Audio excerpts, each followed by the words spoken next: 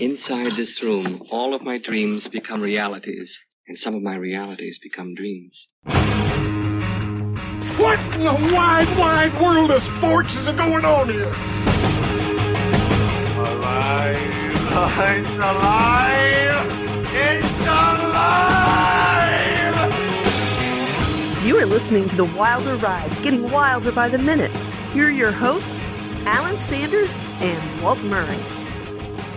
Hey everybody, welcome back to the Wilder Ride Listeners Lounge. Now this is not our typical podcast where we look at a movie a minute at a time. This is our sidecast where we find an interesting person and we talk about their lives one moment at a time. I'm your host, I'm Alan Sanders. I am your co-host, Walt Murray. And we always have a moment to just kind of kick back, relax, and recap what's been going on this last week. And Walt, I got to tell you, I had a couple of pet peeves happen to me this week. That's one of those things that I just got digs underneath my skin. One of them had to do with a shopper at the grocery store. You know, I do all the grocery shopping for the most part, do all the cooking. There is just something maddeningly frustrating about a person who refuses to take their checkbook out and start filling out the check until they've got the total in front of them. And then on top of that, when they got done, they went, "Oh, I've got a coupon. Did I give that to you?" I'm like, are you kidding me? How do I pick the winners in life to get behind at the grocery store? Now, I do that every time I'm at the store. If you ever see me in line, when you're walking up, go to the longest line, go to any other line. That line will be done before you, right? Line's going to be a disaster. Yeah.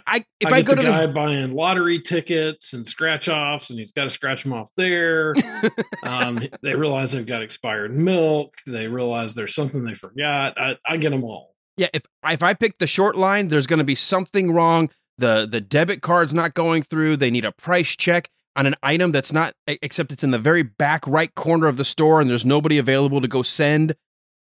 Invariably, that just it just chaps my butt because I'm trying to get in outdone. I got things to do. Yeah, well, especially when you're going through the express line, and all of a sudden you realize that the person in front of you has like 23 items. Mm-hmm. And they're going nowhere fast. It just is mind blowing that people don't realize how the grocery store works. Oh, it crushes me because I do all the shopping. I'm so used to I know what I want. I know what I need. I mean, I've got my Apple Pay set up. If that were to fail, I've got my debit card, but I'm outdone. I'm punching my card in before they're even finishing ringing me up. So that way I'm ready to go. I got like I said, I got things to do. My time's valuable. Yeah, and at least don't frustrate the crap out of me by making me stand here all afternoon. Or have somebody in the room with their cell phone go off. Walt. Yeah, I know. That was not... I've got it turned off. 2 of my kids just called me. Do you need to go and get it? No. Just text them or mute them? It's just maddening. It's the greatest invention in the world. Now that my kids have all moved out, I get to mute them anytime that I don't want to talk to them. I am not picking up. Actually, my youngest calls me. Okay, I'll continue this on while you look at that. My youngest calls me 11:20 last night, 11:20 at night. Now, granted, I do stay up late, which is fine, even though I have to get up early for radio. And she's like, "Hey," I said, "Is there something wrong? Car out?" "No, just wanted to say hi. Figured you'd be up." At 11:20 at night? Well, I just wanted to let you know I've got money in my bank account. I'm all set for my next quarter of school. I'm all set. I'm like, okay. 11:20. This pops in your head. You're just got to share it with me. Well, yeah. She's the baby, of course. So, but that wasn't my other pet peeve. I was just buying you some time with your cell phone issues. So. Yeah, no, I don't understand what they don't understand. So, okay, sorry about that. It's okay. It's all right. My other pet peeve, I work in a radio station in the mornings, right? That's early morning, get up before everybody else so that way you can provide weather, traffic, news, the kind of stuff that people need when they're finally waking up. Sure, right. Someone got the corporate credit card to go restock the break room with coffee, and they bought nothing but decaf. Oh, give me a break. Now, I understand if you want to have like one little packet aside for that one person who is genetically deformed and only drinks decaf, or it's late in the day. But I'm in there at, before 5 o'clock in the morning. I need a cup of coffee, like real, actual coffee. I looked at I'm like, thank God I have a stash, because this happened once before, about 3 years ago. And I remember I went over to the person who bought it. I was like, did you intend to buy decaf? She goes, well, it's just coffee, right? I'm like, no. Never send a non-coffee drinker to the store to buy coffee. I'm like, how do you? She's like, well, just do the decaf. I'm like, I appreciate it's got coffee flavor, but I want the real thing. I mean, whatever. It is what it is. Thankfully, I have a little stash. I was able to get some of my coffee, and then I told somebody else, I'm like, you better go ahead and buy some more coffee, because I don't know who else is going to drink the decaf. So we've got a bowl of decaf sitting off to the side, and somebody else has gone back and bought all the rest of the regular coffee. But those are my two pet peeves. People who can't BK figure out. will drink the decaf. Yeah, well, it's BK. So yeah. So what do you expect? But you and I are similar in that I drink basically black tar coffee, and I can do it before bed. Yeah. Oh, I can too. I could lay in bed, drink coffee, and go right to sleep. Go right to sleep. Exactly. So I probably should have been a truck driver. Well, you and I've been drinking coffee, and this is going to make a nice dovetail to our guest perhaps in a little bit here. But one of my first jobs, like the first part-time job as a young kid, no, actually, I guess it's my second, because I worked at Pizza Hut for about 4 months, was a guy at a Radio Shack. And he said, now look, I drink coffee. I love coffee. So I'm not asking anybody in this store to pay for coffee. I am going to keep a coffee pot always full. I'm going to have all the accessories, all the, sugar, creamer, whatever you want. If you want Coke, you want water, you want something else, you got to go buy it. But if you want coffee, it's on me. Well, after about a month or so of realizing I'm spending half my paycheck on the vending machine up the block on Coke, I switched to coffee, and I have never gone back. Yeah, that's good reasoning. For me, it was graduate school. As soon as I had to, basically stay up 24/7 all year for graduate school, I decided I might start drinking coffee. That's just a staple. And you know what? My kids were raised on it. So now everybody except my wife, who loves the smell of coffee, but has not yet developed or acquired a taste for it, every one of us loves a black cup of dark or rich roast coffee. We can, no sugar, no creamer. No, they go into they'll go to the gourmet shops, the name brand, and they'll do can I get the half calf with a double shot of espresso, make a mochiata, caca chico, whatever like 17 words. I walk in and say, black coffee, please. 3 words. I'm done. That's it. So. Well, a friend of mine, she, uses cream and sugar, but hers has to be as hot as possible. Mm-hmm. So she'll make her coffee, put all her stuff in it, and then put it in the microwave for another minute, so that it's absolutely scalding. Like it's still boiling when she's putting it to her lips. Yes. There's still bubbles coming up. And then she doesn't use a cup with a lid on it. So she's had it spill on her like 4 times. Oh. Now, I do hate getting to-go coffee with the lid. I will try to not fill it up all the way, because I don't like it all hitting me in that little tiny spot. I like to be able to spread it out. Like I drink from a mug normally, or like a coffee mug, a coffee cup. But if I go into the store and I get a to-go, I'll get the lid until it's just low enough, and I'll take the lid off, because I just feel like it's easier to drink that way. But yeah, you do. Yeah. You have the danger of spillage. Yes, you do. Yes, you do. And now, thanks to the McDonald's lawsuit a few years ago, you can't sue anybody over it. It's your responsibility. It should have been since the very beginning. I agree. All right. Well, you and I are fans of being able to dive into places when we're traveling with what you do in being a PI. You might have those late night stakeouts, or those you're trying to catch somebody in the midst of doing some untoward activity. Coffee and the rest stop, or the stop on the hot side of the interstate, those truck stops, or those other kind of niche businesses, you and I are very familiar with. Oh, yes. Yes, I definitely am. And there's one particular one that many in the South may know by name, and you had a chance to reach out to what is now the granddaughter of what is a franchise that many people have known since the 30s. So I'm going to give you the honor of introducing our guest. Well, once again, I grew up mostly in the South, but we spent a few years in Ohio, so we spent a lot of time on the road going back and forth to grandparents' houses, and our favorite stop was always at Stuckey's. in Georgia.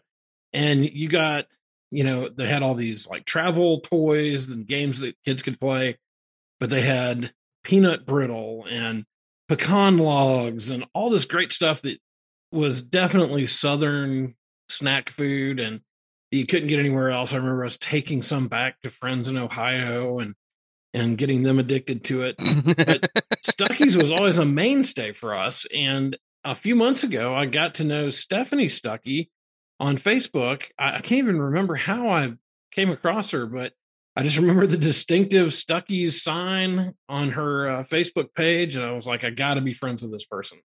So I reached out and she was excited about coming on. And we just wanted to bring her on to, tell the story of what she's doing, I guess, to revitalize some of that and let us share in some of that Stuckey's snack goodness and just kind of hear her story. So Stephanie Stuckey is joining us this week on the Wilder Ride.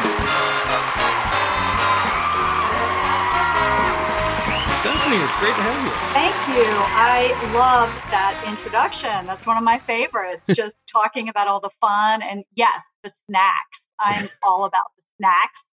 And when it comes down to it, that's what Stuckey's is. We're just a fun, snacky place. And we have been since 1937. It's a great American story. Walt and I were talking about it, getting prepared for you coming on, doing a little bit of research. I'll be honest, probably don't know your family history like you do, but we are aware of what a great story it is. So what we usually do with all of our guests, we always try to set the Wayback Machine to the beginning. In this case, we're not going to go back to before you. We got to go all the way back to your grandfather. A bumper crop, extra pecan, sets up a lean-to on the side of a state highway. Who knew that was the start of what would become an epic franchise in the Southeast? It's a way back machine, 80 plus crazy years. And I think like any great story, we have had incredible challenges and it's a comeback story, which I think is the best story ever. And it's a uniquely American story. Everyone loves Rocky. Everyone loves the Bad News Bears. I make some good movie references, but that's us. We're very much a scrappy brand. And in the 1930s, during the Great Depression, my grandfather dropped out of school to go work the family farm because they were broke. Mm-hmm. And he was farming cotton in middle Georgia in July and was miserable. And he had this epiphany moment when the mule collapsed because they couldn't afford to feed the mule enough. And he was hoisting this mule up. That was his Scarlett O'Hara, I'll never go hungry again moment. And he talked about that pivotal time when he just said, I've got to get out of my situation. So he went around town and was asking for a job and met this man who owned a pecan shelling plant. And the guy said, I don't have a job for you, but I can tell you what to do. Go buy up pecans from farmers in the countryside, and it's a bumper crop year, and sell them to me. You can mark it up a few pennies. Mm-hmm. And that's what he did. He did that for years. And when you think about it, any great entrepreneur, it's all buying and selling. That's the same formula that's being done today. I see people, my daughter loves to go to the thrift store and we'll go thrifting and she'll want to buy stuff and sell it for 2-3 times that on eBay. It's the same thing my grandfather did, right? Mm-hmm. She's buying and selling, but he kept at it for 3-4 years and finally saved up his money. He was selling in this lean-to shack as well, saved up his money, built a store. That became 3 stores. World War II hit. Yeah, he started selling to the troops. He started manufacturing to sell to the troops. The war ended. The brand took off. People were driving. And so fast forward at our peak, we had 368 stores in 40 states. Good He night. sold the company. He had a candy plant, a trucking company, a billboard company, 4,000 billboards. I'm trying to condense a lot of history there. And he sold it in 1964, right before I was born. And it was out of family hands. So while I road tripped just like you did in the 70s, and I was in the back of the Woody station wagon, number 4 or 5 kids, where there was no air conditioning. Yes. Yep. I know it. I would do the arm Yeah, you get the truckers to try to blow their horn. Like we did all that, and we stopped at Stuckey's, and it wasn't our brand anymore. It had our name, of course, but it was out of the family. My grandfather died in 1977. The great American road trip that so many of us remember started to plummet because of the Arab oil embargo, and Airline Deregulation Act made air travel affordable. And so that was like the hip new thing. People were taking planes who wanted to drive. Mm-hmm. And so we really peaked when the road trip peaked. And we were out of family hands for decades. Sad story, lost hundreds of stores. The Stuckeys became strip lounges and porn shops, video poker lounges. There's still some that are video poker lounges to this day because they were on the side of the road and they were cheap. And it was no longer Stuckey's, but what's unique about Stuckey's, and you would know this with Howard Johnson's too. The turquoise roof. See, I've got a little visual. I've got a mini Stuckey store box. We had a very distinctive sloped teal colored roof with a zigzag carport and these big signs, and it was a distinctive look. And I get easily 10 pictures a week that people send me. Here's an old Stuckey's. Here's an old Stuckey's. Can you revive it? And they've been turned into all sorts of things. So I saw one where a woman is living in it. She turned it into a home. There's quite a few bar and grills. There's a distillery in Missouri. There's a quilt shop in New Mexico. There's a really cool restaurant right by where they filmed the movie Nomadland. There's an old Stuckey's right there. I kept looking for it in the background scenes because it's literally where the movie was filmed. And they did a beautiful mural on the side, and it's like this touristy place. One is a toy museum on Route 66, right by Merrimack Caves. There's an old Stuckey's. You can see them. One's a leather shop. Hundreds of them. That's all crazy. Most of them weren't torn down. They were just made into other things. Gotcha. But they've got it's that out of our hands forever. I mean, not forever, but for a long enough to do a ton of damage to the brand. Mm. And where our story differs, so many of these classic brands that we love, like Holiday Inn and Howard Johnson's and Kentucky Fried Chicken, their visionary founders sold the stores. They fell out of family hands. Frankly, I don't think they've ever been the same. And that magic is gone. And when do you ever see it get back in the family? It just doesn't happen. Never. And my father got the company back in 1985. Total happenstance, but the company that had bought Stuckey's was losing money. They were getting sued by franchisees who were unhappy with how poorly the stores were managed. Mm. And my dad basically got the company for nothing because it was a liability. It was a loss on their balance sheet. So he got it back, but my dad was running 5 other companies, and he was running Interstate Dairy Queen Corporation, a company he founded. So he had the rights to Dairy Queen stores on the interstate highway system. And he's running that, and he starts putting Stuckey's with Dairy Queens. And he got the company back, but he really didn't keep those stores going. He would merge them with his Dairy Queen stores. So that's how he kept Stuckey's alive. But he shuttered some buildings too. And fast forward, 2014, my dad sells his Dairy Queen to Warren Buffett. You may have heard of him. Yeah, maybe. Name sounds Buffett vaguely owns American familiar. Dairy Queen. I say Buffett like I know him, but and my dad didn't even meet him. But I said, Dad, I want to see the paperwork, and it actually had Warren Buffett's signature on it. So that's the closest I've gotten to Warren Buffett. Is my dad let me look at the paperwork, the signature, the ink, the signature. I saw the signature, but it was an original signature. So my dad sells to Dairy Queen, his Dairy Queen to Warren Buffett. His operation pretty much shuts down. His whole team pretty much retires. And they go home and they leave 2 people left. It's a very skeleton crew keeping what's left of Stuckey's around. And that happened. So for about 6 years, the company is just losing money, but it's still around. And November 2019, I'm minding my own business, working my job. I've been head of sustainability for the city of Atlanta and a law professor at University of Georgia. And I get an email from my dad's business partners asking me if I want to buy their shares of Stuckey's. So that's how it happened. Like they didn't have anyone to buy the company. They were going to, within the family, they actually had buyers outside the family. So it was going to fall out of the family again. No one in my family wanted it. I called my cousins. I called my siblings. Pass.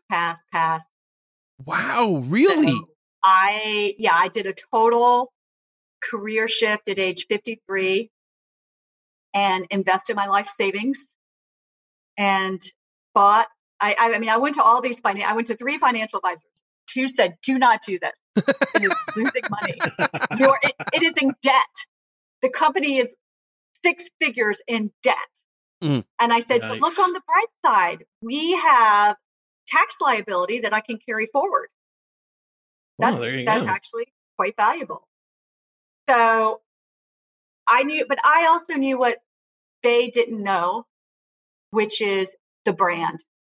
Just that story, Walt, that you said at the beginning of visiting your grandparents and pulling over and buying those Southern snacks.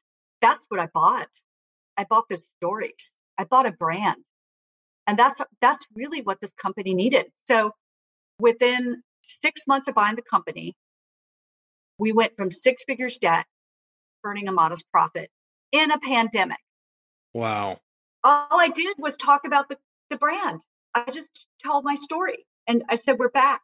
I thought that's ironic when I was doing my research that, this opportunity, you becoming the CEO of the Stuckey's Corporation, about 3 months before we said, by the way, we're not going to bother letting people go out of their homes for a while.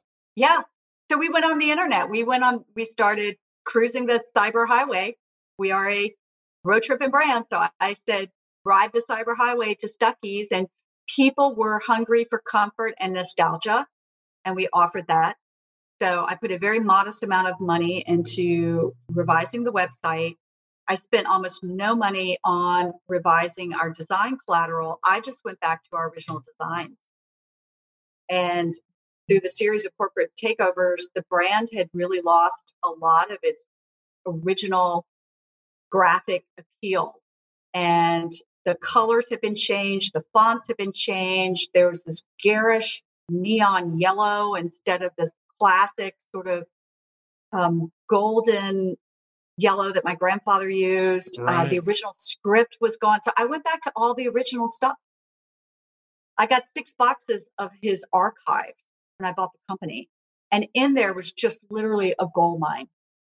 It was really like going back in a time machine, opening those boxes. And he went from being my grandfather to being Stuckey. Like I understood him as a businessman. I read all his interviews. I read the story of Stuckey's that was contained in all of the newspaper clippings. And I just followed his model. I did what he did. 80% of his revenue was sale of product. It wasn't the franchise system. And our stores look like, some of them look like real fixer-uppers. I'm not going to use a curse word, but it was frustrating. We only have 20 standalone stores left. We don't own any of them. We have limited control of the franchises. So I went back to the basics. I did what my grandfather did. We started hunkering down on the product. We put out some fun merchandise.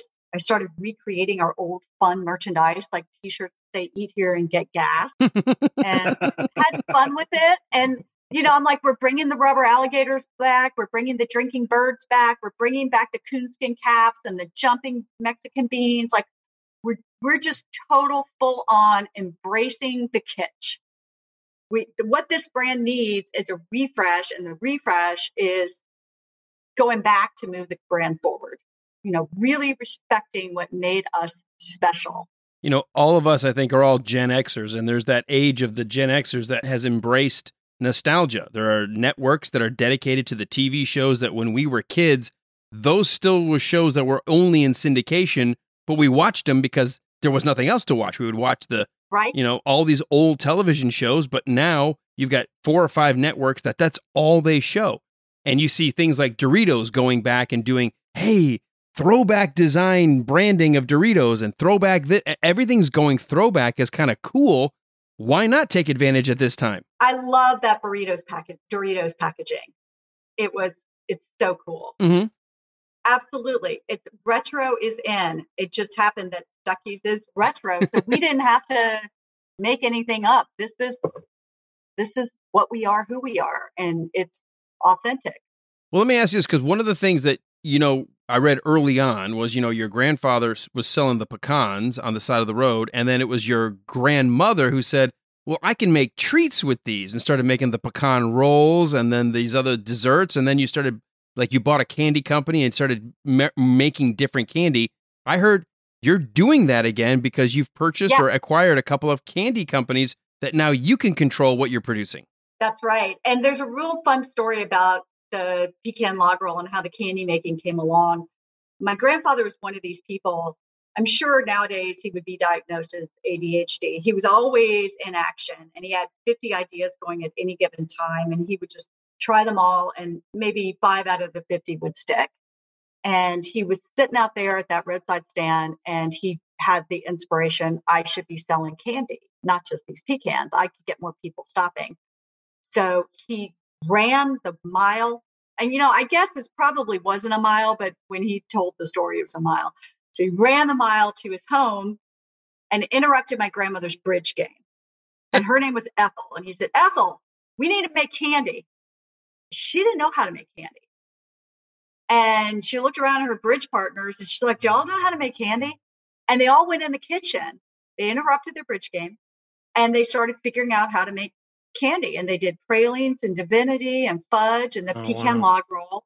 And it was a combination of classic Southern recipes and just ingenuity. And I love that Bridge Club included this Jewish woman, Sylvia Rubin, the only Jewish family in Eastman, Georgia. And for the first 5 years of Stuckey's, the Bridge ladies made the candy. Wow. And a lot of them were my grandmother's sisters. She brought in her sisters. She had 7 sisters. So it was the sisters and the Bridge Club. And they made the candy. So yes, I figured out we're moving this brand forward, selling product, and we've got to start making better margin if we really want to grow the company. So I merged with I got a business partner. So we jointly own the company, and he is helping me run Stuckey's, which it's a lot now because we jointly together bought a manufacturing facility. So we now own a pecan shelling plant and a candy plant. And also we bought a fundraising business. And we're exporting to the Far East. We're exporting pecans to the Far East. Wow. So all of that's happened within the past 6 months. And we're already getting huge accounts. We just came back from the Sweet and Snack Expo, which is just as wonderful as it sounds. And we got a ton of orders. And now we're off to the candy races. We're filling orders. We're shipping product. We're getting the brand back. But we're getting the brand back not with the stores. I wish we would. If anyone listening wants to give me a couple $1 million to revive some stores, I will gladly work with you. But for now, we're selling the product and it's working. I was going to ask, let's talk about this 21st century model, because you do have the ability, as a Gen Xer, you've watched the internet age, you've watched the rise of things like eBay and Amazon and these, everything's available online now. People don't want to go to a store necessarily. They just want to be able to point, click, buy, and have it show up at their door. You've sort of embraced that as a way of kind of getting that brand name right back out there to the public. Absolutely. And I think you can have this nostalgic brand, and that can be part of your marketing. But the how of getting that to the consumer, you have to modernize. And so I'm figuring out TikTok and I am forcing myself to get on social media, and I'm making videos and posting them. And we are rapidly scaling up our capacity to sell online. I'm working on getting some partners. I'm vetting a few potential partners to help us really scale up to some other websites. We've got a very limited presence on Amazon right now, but our Stuckeys.com site is doing very well. And the thing I'm really excited about, I'm sorry, I'm like, what? No, it's all perfect. I get excited talking about This is what Stuckey's. we want. Yeah. This is why we ask you here. I really am I wake up every day just fired up because this is such an amazing opportunity. And it's not just Stuckey's. To me, it is so much bigger than reviving Stuckey's. It's the road trip. It's that fun of getting in the car and exploring America. And even if we are turning this brand around practically and financially by selling product, there's no reason why selling that product can't be part of the bigger story of the road trip. So when you see a pecan log roll and you bite into it, you think about road tripping. Mm-hmm. And so everything we do is wrapped around the story of the road trip and the fun and the excitement of going into a store. And every store, when my grandfather had 368 stores, every store was different. It was like a surprise. There was consistency in the quality, but not in the experience. And we've lost that today. So many chains want you to think you walk into a chain store in Indianapolis and it's going to look exactly the same if you go to that chain in Kissimmee, Florida. Well, I fight against that. I want every store experience to be unique. I want you to go to Branson, Missouri and know that you are in Branson, Missouri. And so I love that concept of surprise and fun.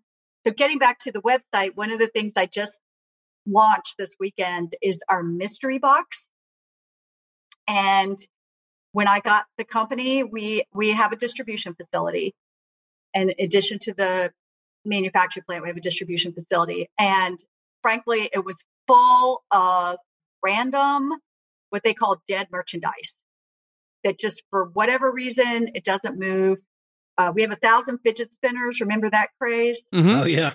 All right. It lasted like 2 months. Well, we bought like 10,000 of them. Oh. So we got a lot of fidget spinners.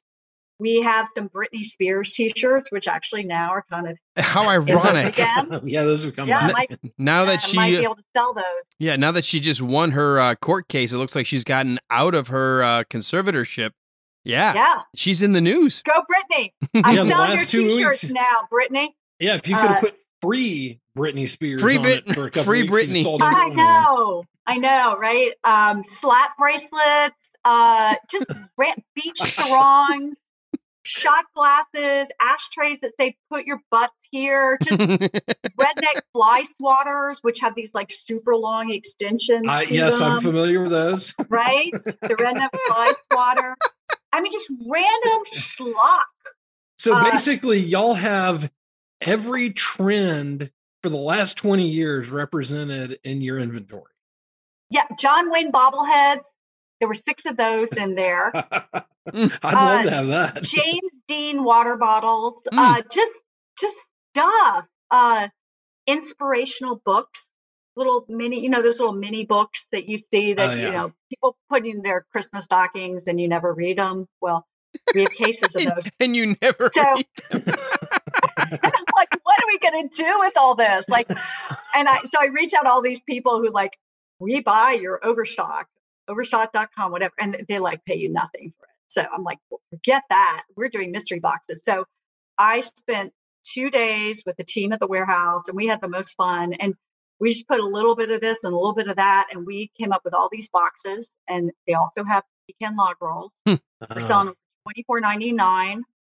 I just put them on the web. We've sold 8 so far in 2 days. So hopefully I've got about 50 to unload.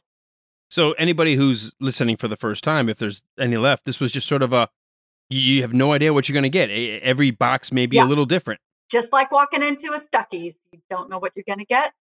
So you're going to get this mystery box.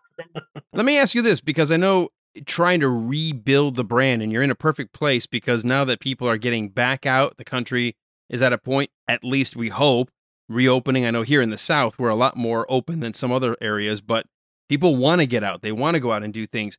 Have you had anybody reach out to you saying, hey, I've got this thing I think you might enjoy as a Stuckey product? Has anybody come to you with that next kind of item that you can now maybe add to your inventory? Every day. I get easily 20 solicitations a day. I am overwhelmed with them.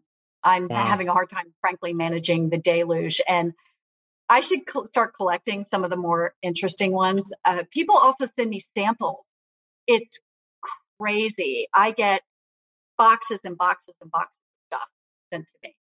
And some of that stuff ends up in the mystery boxes too. Yeah, some of the stuff ends up in the mystery boxes. You get your exactly. You get your own mystery box just randomly shown up. Yeah, and so I stupidly initially, because during COVID, like everyone else, I was on lockdown. I gave my home address, so big mistake. So these products started coming to my home, and I mean, they were just they really like took up my TV room, my little living, my little rec room was completely filled with these boxes. So I've been giving the warehouse address, and whenever I go visit the warehouse, they've just got them stacked up for me in a corner. They're like, more samples for you. And so the reality is we're a small brand. We can't buy in high volume, and mostly it's a volumes game. Mm-hmm. And it's very hard for us to find the product that's a right niche. We usually prefer to source our products ourselves.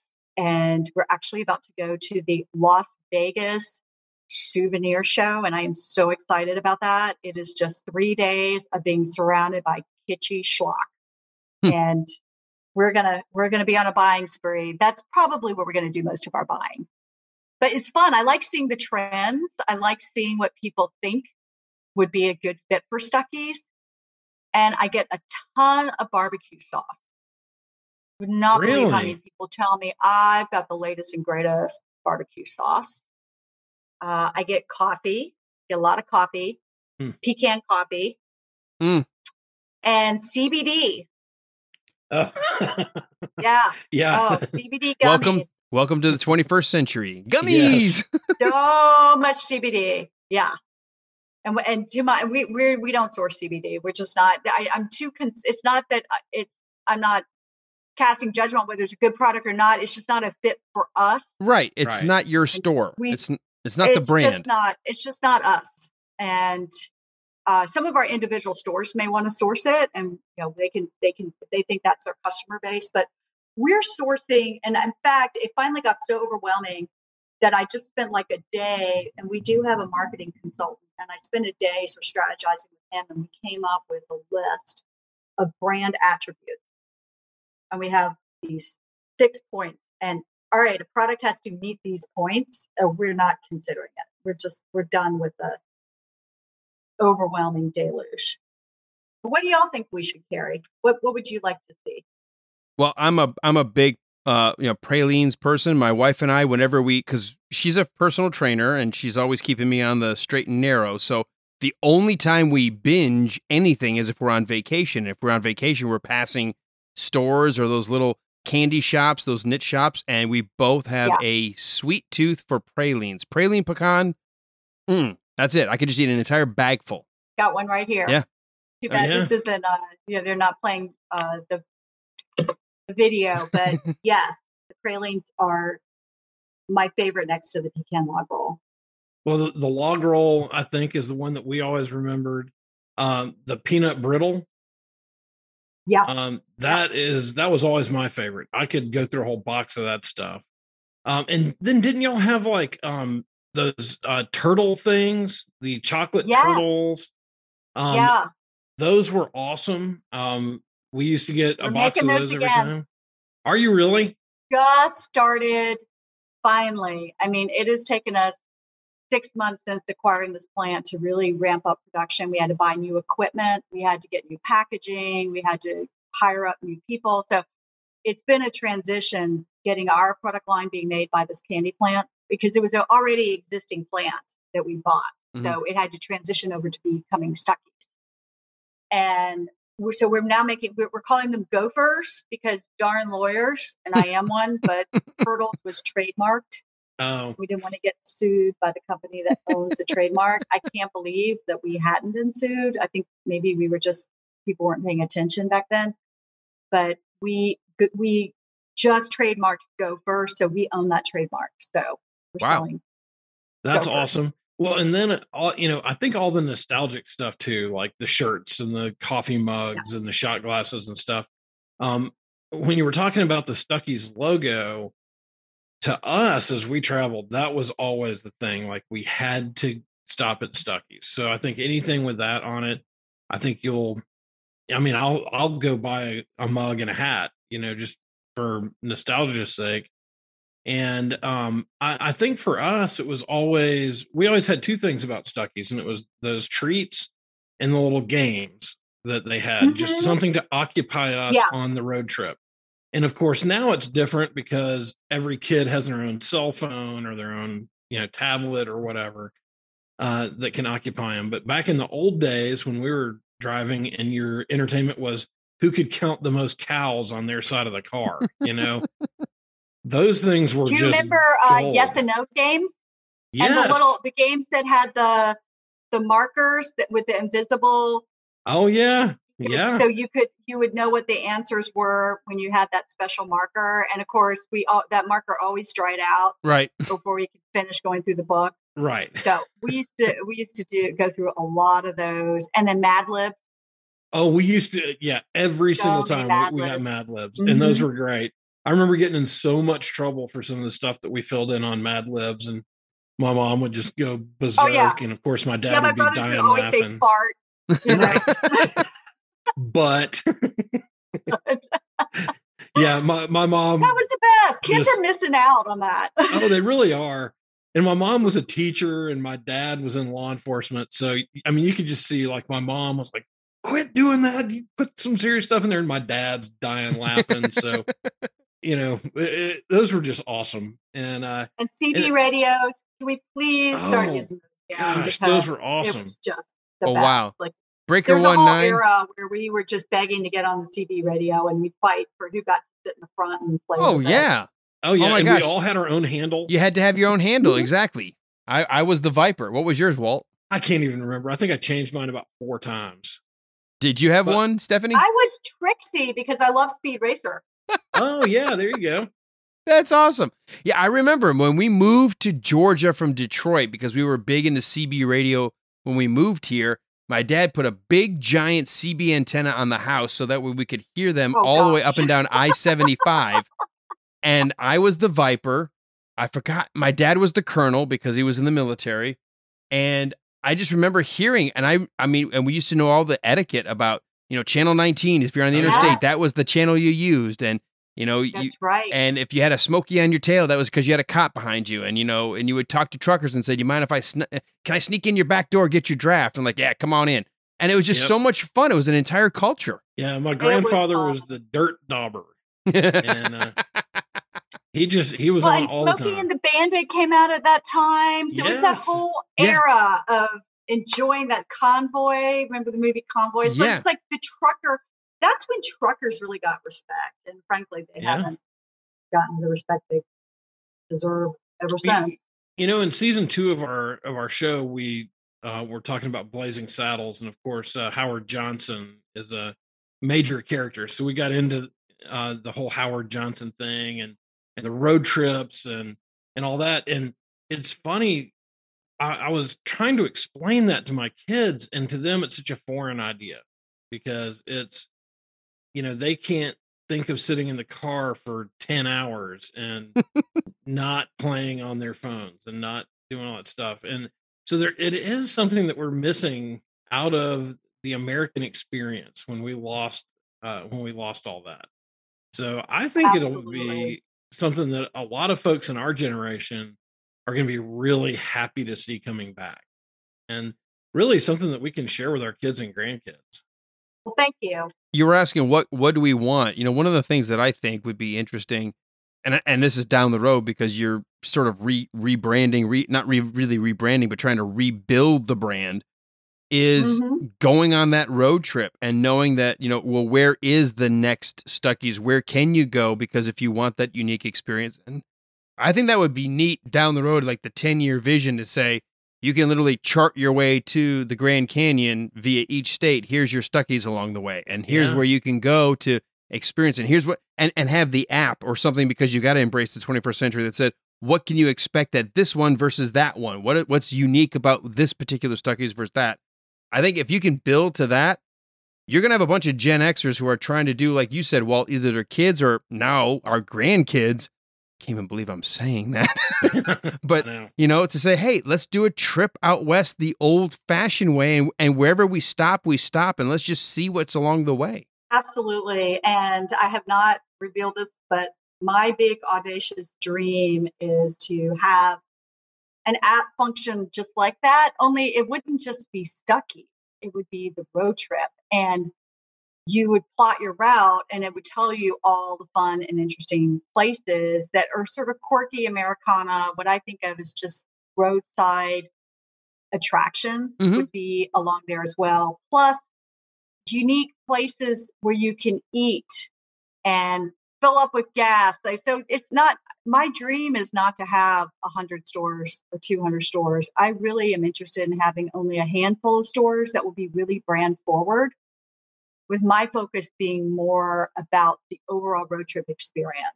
And so I'd love to have an app like that. There are several apps like that out there already. And so I've thought about even seeing if we can merge with them and combine our brands. My favorite is Roadside America.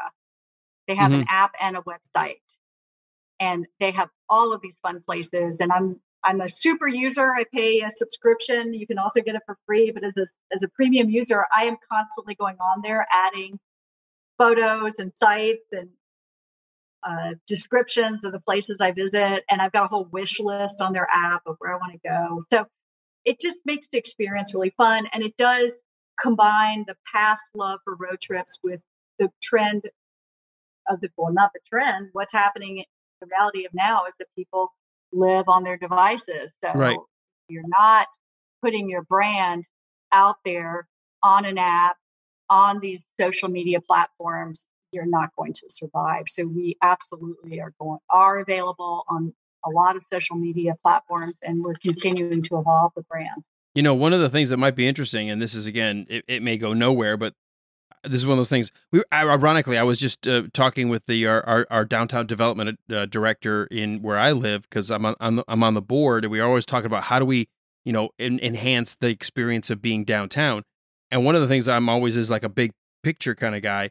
It'd be kind of cool if, even now, if you had road trips, like here is a pre-planned road trip. If you live here are 7 places you can go to that you have maybe never been. And oh, by the way, here's, some of the nostalgia, and here's some of the coolness behind it, and just really give people and say, hey, if you hashtag and take family pictures, we'll reshare those pictures for you. We'll show that these folks are on the Stuckey's, trip number 12 or trip number 4 or 17, and just kind of build that sense of like, oh, we're going to go on this particular trip and see these different things, and we're going to document it ourselves, share it on Facebook, Twitter, Instagram, but we'll tag Stuckey so that way they can maybe share it as well.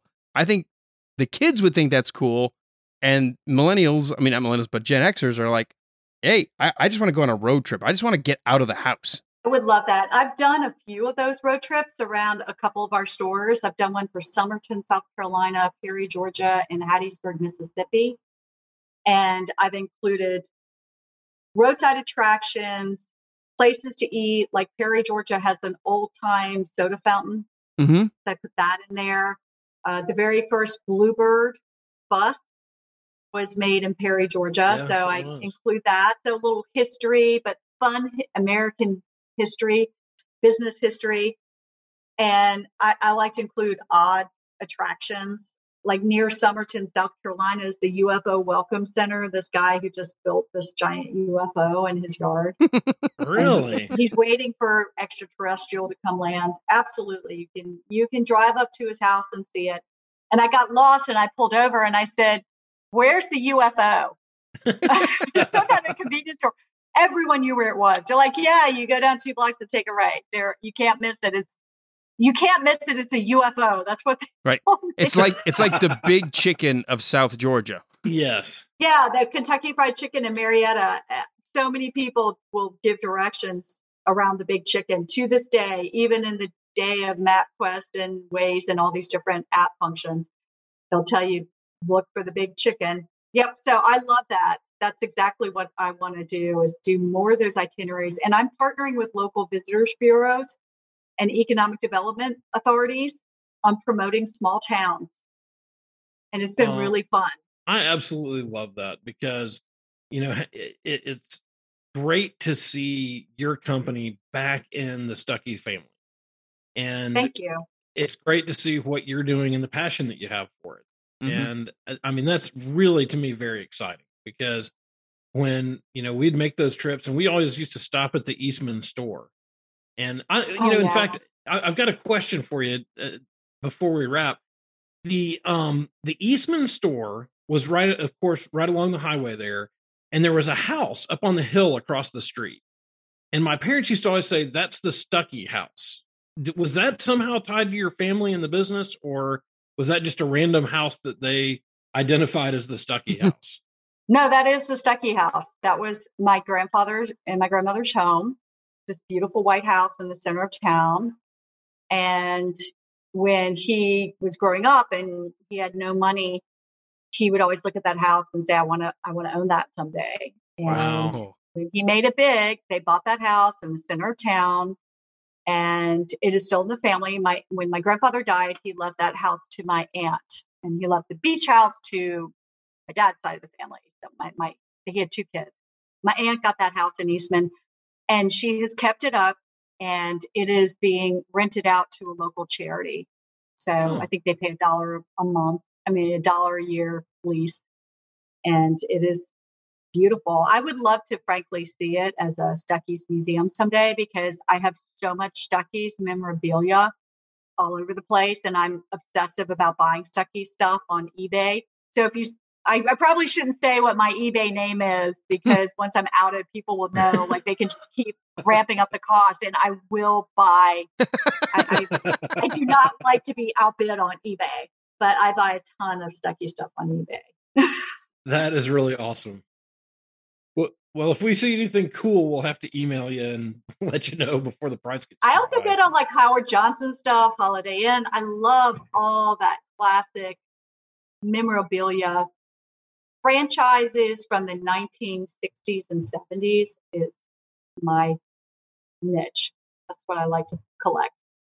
Let me, since we're starting to get to the end of the interview portion, I mean, we'll still have some time in it, and you're going to hang out with us as long as you can here for the rest of the show. You've asked us, what do we want, or what do we think, or what should you carry? My question to you is, 5 years from now, because you've got a plan, right? Where are you in 5 years? We are a major brand presence that will have our product in hundreds and thousands of stores all over this country, from big box retail to small specialty mom and pop stores. I really get more excited about the mom and pops, because they're the ones who elevate the brand and build these beautiful displays. So we'll have our product, our branded candies, and our merchandise all over. We'll be like Moon Pie. You'll see us all over. Little Debbie snack cakes. Those are other nostalgic brands. But we will also have a handful of Stuckey's roadside oasis stores. We'll have one on Route 66. That'll be and great. It will be a destination location. It will be an experience. You will walk into that store, and it will just be like a little jewel box of wonder and fun. There'll be photo booths. There'll be coin-operated amusement machines. There'll be beehives that are making local honey and talking mynah birds like the old stores used to have. They may be electronic, because I understand there's some health regulations to contend with. But I've already talked with a guy who does the what's the word? Animatrons? Animatronic? Wait, say it again. Animatronic? Animatronic. That. He does that for Universal Studios. Well, then you should be good. Builder. Reach out to me, and he's like, I can make you talking birds for your Stuckey stores. I said, great. I just need to own some Stuckey stores, and I will hire you.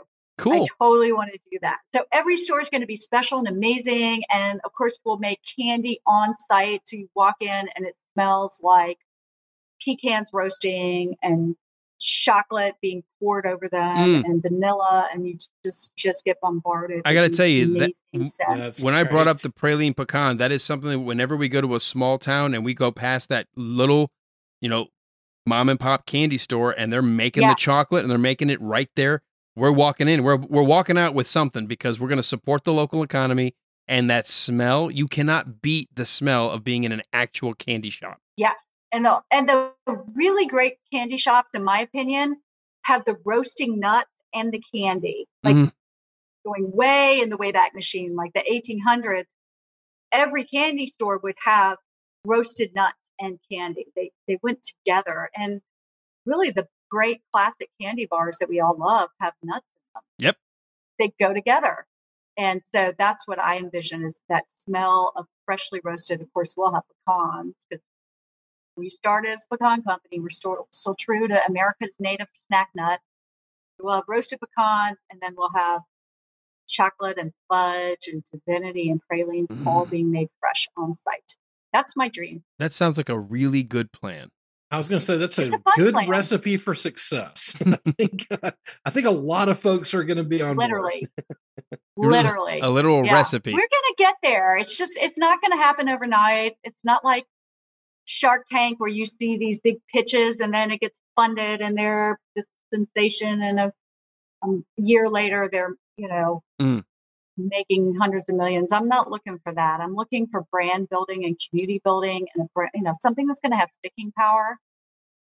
And we're going to get there. It's the process. So when it's sticking power, you want it to get stuck, right? Stuck on Get Stuckies. Stuck on Stuckies. Yeah. That is awesome. Well, you know what? Just in case you have to leave before we can wrap up the show, I want to ask you now, anyone who's listening, anybody who wants to learn a little bit more about Stuckies or maybe start making some orders, maybe they go, oh my God, I remember when I was a kid, we would stop by and I didn't know you could order stuff online. How do they reach out? How do they make an order today? www.stuckies.com. That's simple. We also have a Facebook shop and an Instagram shop. So Facebook, Instagram. It links you to our website. I know you're on Twitter, you're on Facebook, you're on Instagram. You said TikTok. Any place else that people need to go find, like, follow? Okay, so TikTok I'm working on. I have one video and it's me and my daughter. Yeah. So TikTok, I am trying to educate. Right now, I'm just watching a ton of TikTok videos. I'm in the same boat. My girls are like, why aren't you on TikTok? I'm like, because I'm already on 3 of the big and I don't have time. But yeah. But honestly, like, you've got to get your brand out. Yep. Like, if you're not marketing, that's what my grandfather did. He was a consummate salesman. You think about Ringling Brothers and, how P.T. Barnum built that brand. It was salesmanship. So you've got to be out there hustling. And if people are on TikTok, was it like some insane number of users? It's in the billions. Like you just got to figure it out. So we're on... You've got to have the big 3. Yeah, we're on LinkedIn. But like TikTok is the fastest. Yeah. LinkedIn, Facebook, Instagram, and Twitter. Stuckey's Pecans. And then my personal feed is at Stuckey Stop.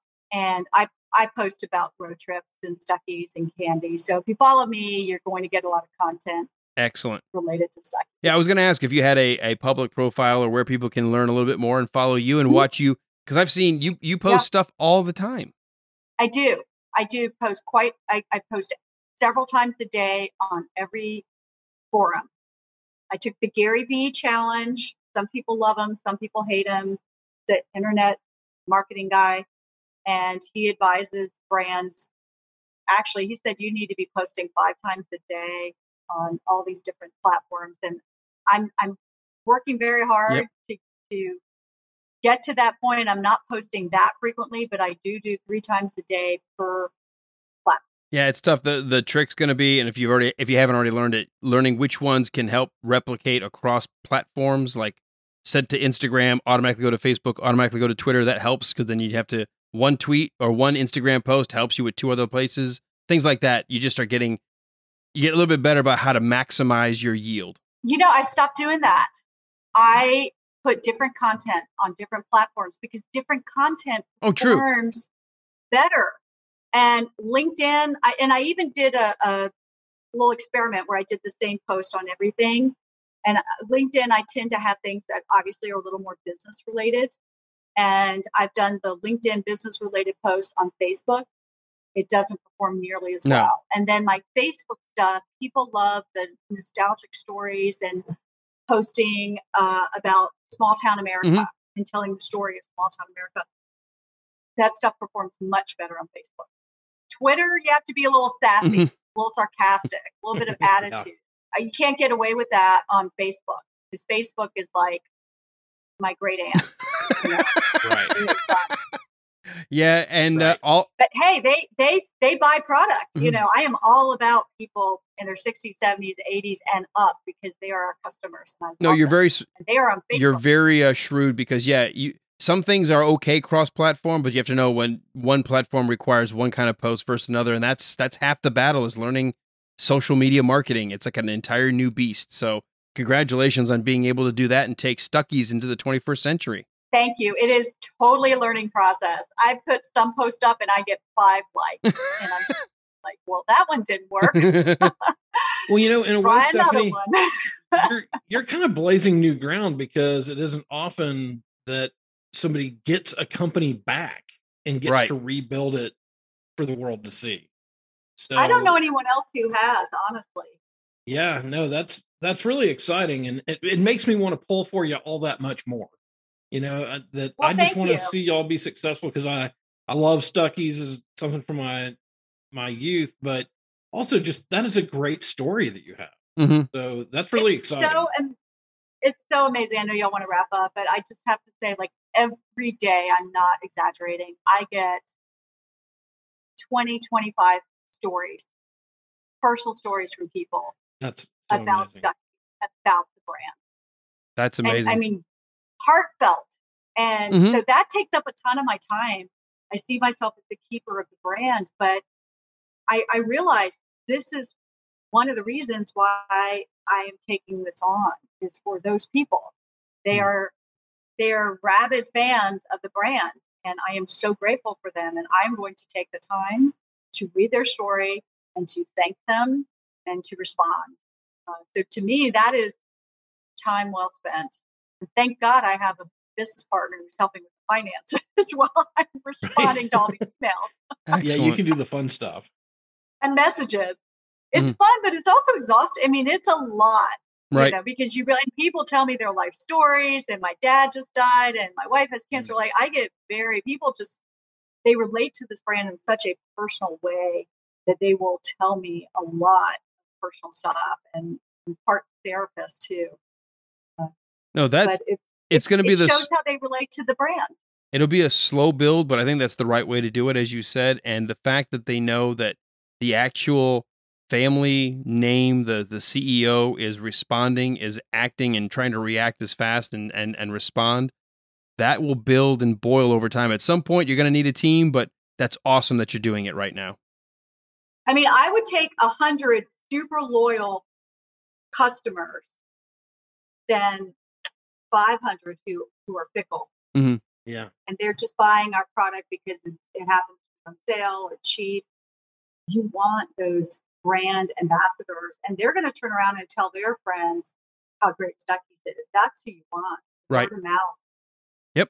Telling all their family and their neighbors, like, I'm going to buy Stuckey's for Christmas, and it's the best thing ever. I'm going to take the time. That's what my family's getting this Christmas is they're getting Stuckey's stuff. Oh, okay. And all right, I'm sorry, I keep going on, but our gift tins are beautiful. I just got the designs back. They're just the most amazing, nostalgic retro designs, and we are going to sell those like crazy because they'll make a lot of people happy. I hope you ordered a lot of them because I'll be going on tomorrow and starting to stock up. We ordered a ton. Awesome. That is fantastic. We got a line of credit so we can afford the upfront payment and put them in inventory. So we better be moving those suckers. Awesome. Or I'm going to be going back to practicing law as a side hustle. Make ends meet. I'll be back like my grandfather. I'll be selling pecan log rolls on a shed on the side of the road. Does anybody know how to build a lean-to? I'm overstocked. They'll go in the mystery boxes next year. No, I think you will sell those out. And I think as soon as my friends and family start getting Stuckey's tins, they're going to start buying them up too. So I we'll think do pralines in them too. Got to get the pralines. Awesome. That's awesome. Well, we're going to move along. And of course, as you continue to build, we'll stay in touch. And who knows, season 5, we may have you coming back and telling us where we are with Stuckey's. We'd love to stay in touch with you. I would love that. So I can stay on? Yeah. Absolutely. If you want to hang out, because now we're going to shift to some of the goofy stuff. Like, you're like the real, you're the reason people will listen. although we do put Walt through his own gauntlet of hell every week because he came up with this segment. He actually posts on our Facebook group. We have a private Facebook group. So anybody who's brand new listening, if you go to facebook.com/The Wilder Ride, that's our public Facebook page. There's a button to join the group. Now, you can become part of the group, like everyone that we're talking about movies and comic book and nostalgia and music. No politics, nothing. There's plenty of other places for that. We're all about fun and entertainment. And Walt said, hey, how about I put out a poll once a week? I'm going to pick 3 like C-level movies that are free on Amazon or wherever. And you all pick a movie I have to watch and review. And Walt has been going through literal hell in 2021, watching one horrible, bad CGI movie after the next. What movie, Walt, did you get for the segment we like to call... God, what is this? Stop it! I don't get me out of this hell! Well, we have kind of a weird problem this week. When I sat down last night and said, okay, it's 10 o'clock, I'm going to start watching the Garbage Fire of the Week, the movie that I'm going to review was ahead. However, during the day today, there have been 3 or 4 votes for another movie. Oh, no. So I think what I'm going to do is I'm going to review that one next week. So you thought the winner you watched, and then it turned out that by the time the deadline hit, another movie overtook it. Yeah, so the winner this week at 10 o'clock last night was Triassic Hunt, which should have been named Piece of Crap. The winner as of right now is Terror Birds. Terror Birds.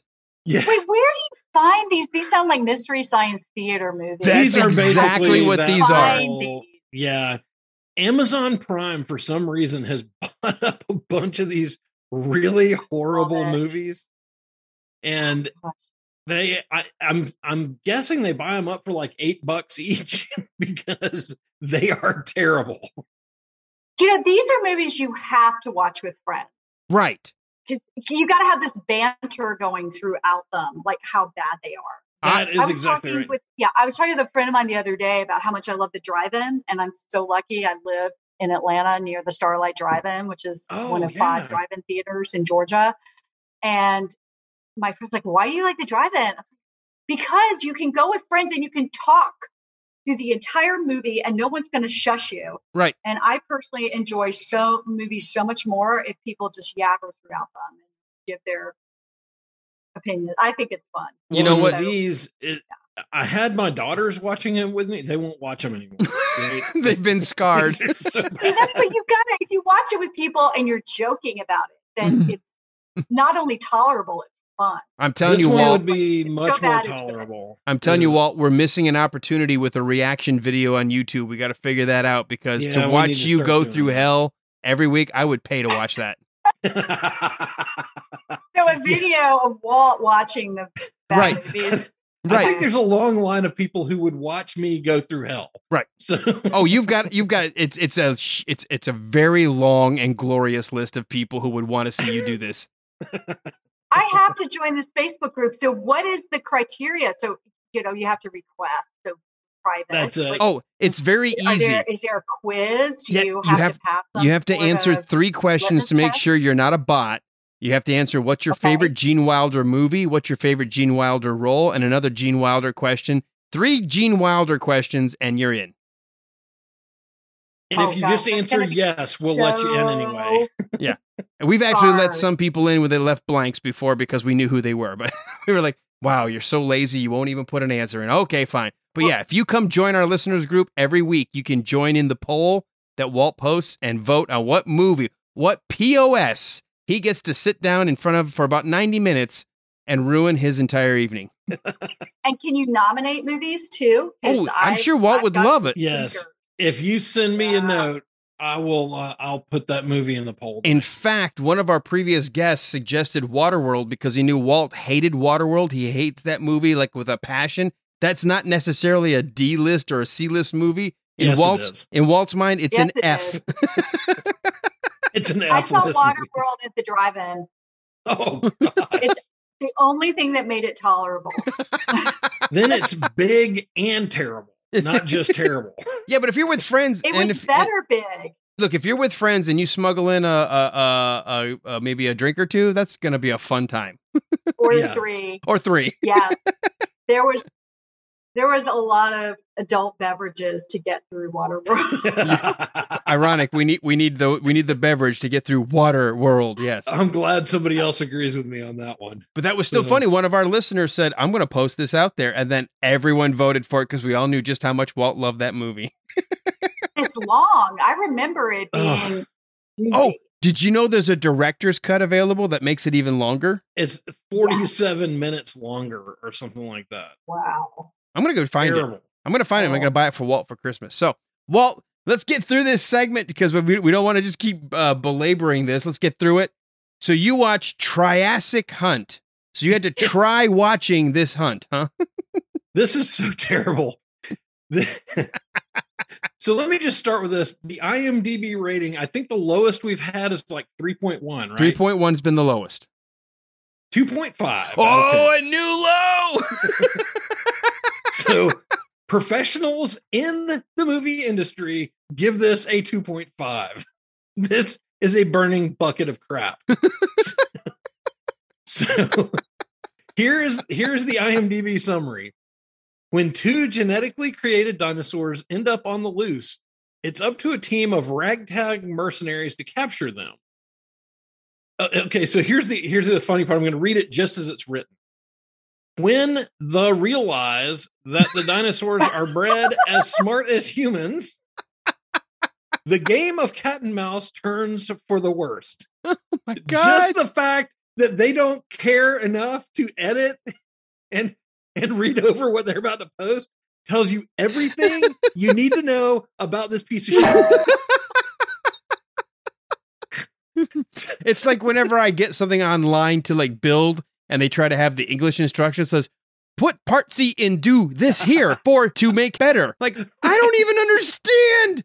They're using English words, but not in the right order. Right. Exactly right. We must find flour to put in screw C. Wait, what? And you feel like that's how this movie was made too. It's like they gave you the IKEA instructions and they just didn't care. And now, one thing that I did realize that was interesting is all the actors and actresses in this movie actually have real IMDb profiles. Well, that's a step up. Yeah, you would think. I mean, it means that they've actually been in other stuff, right? But it really didn't help. And none of the actors are people that you would recognize. And this was actually released in January. So you'd figure that it had good CGI, that it's kind of up to date. It's not. It's terrible. It looks like a kid drew it with a crayon. It's an hour and 26 minutes of living hell. It's like going for a root canal. The biggest problems I've got with this movie are the storyline and the acting and the directing and the animation. Those are really the big. Pretty much the things. whole movie. The whole movie. Every aspect was terrible. The actors, it is almost like the director said, look, I want no emotion and I want no inflection in your voice at all, ever in the movie. And they literally sound like they're reading the dialogue as they're giving it. Does anybody know? Haven't read it before. Anyone know Kristen Stewart? Do that. Yeah, that's it. That is absolutely That sounds it. like a terrific movie. I am in such joy. Oh my God. It is so bad. It is so bad. So the other thing is the person who wrote this, the director, know nothing about guns. There's a sniper in this movie who has, remember the Crossman pellet gun from when we were kids? Yeah. The sniper in this movie has a Crossman pellet gun. You know, the kind you pump up 10 times? Right. So not exactly a sniper rifle. No. And at one point, I'm pretty sure I played it over a couple times and I was trying to listen. I think someone in the background says bang one time when he shoots it. So is the pellet gun used to kill dinosaurs? Is that yes? He plot? uses that as his sniper rifle to kill a dinosaur, a mutant dinosaur that no other gun has been able to kill. I think that would work. Yeah. Oh, absolutely. And did somebody else pull out a slingshot? Yeah, they might as well have. I mean, it was so. Does anybody know how to throw a rock? Yeah. Yeah. And everything in here is gun. Yeah.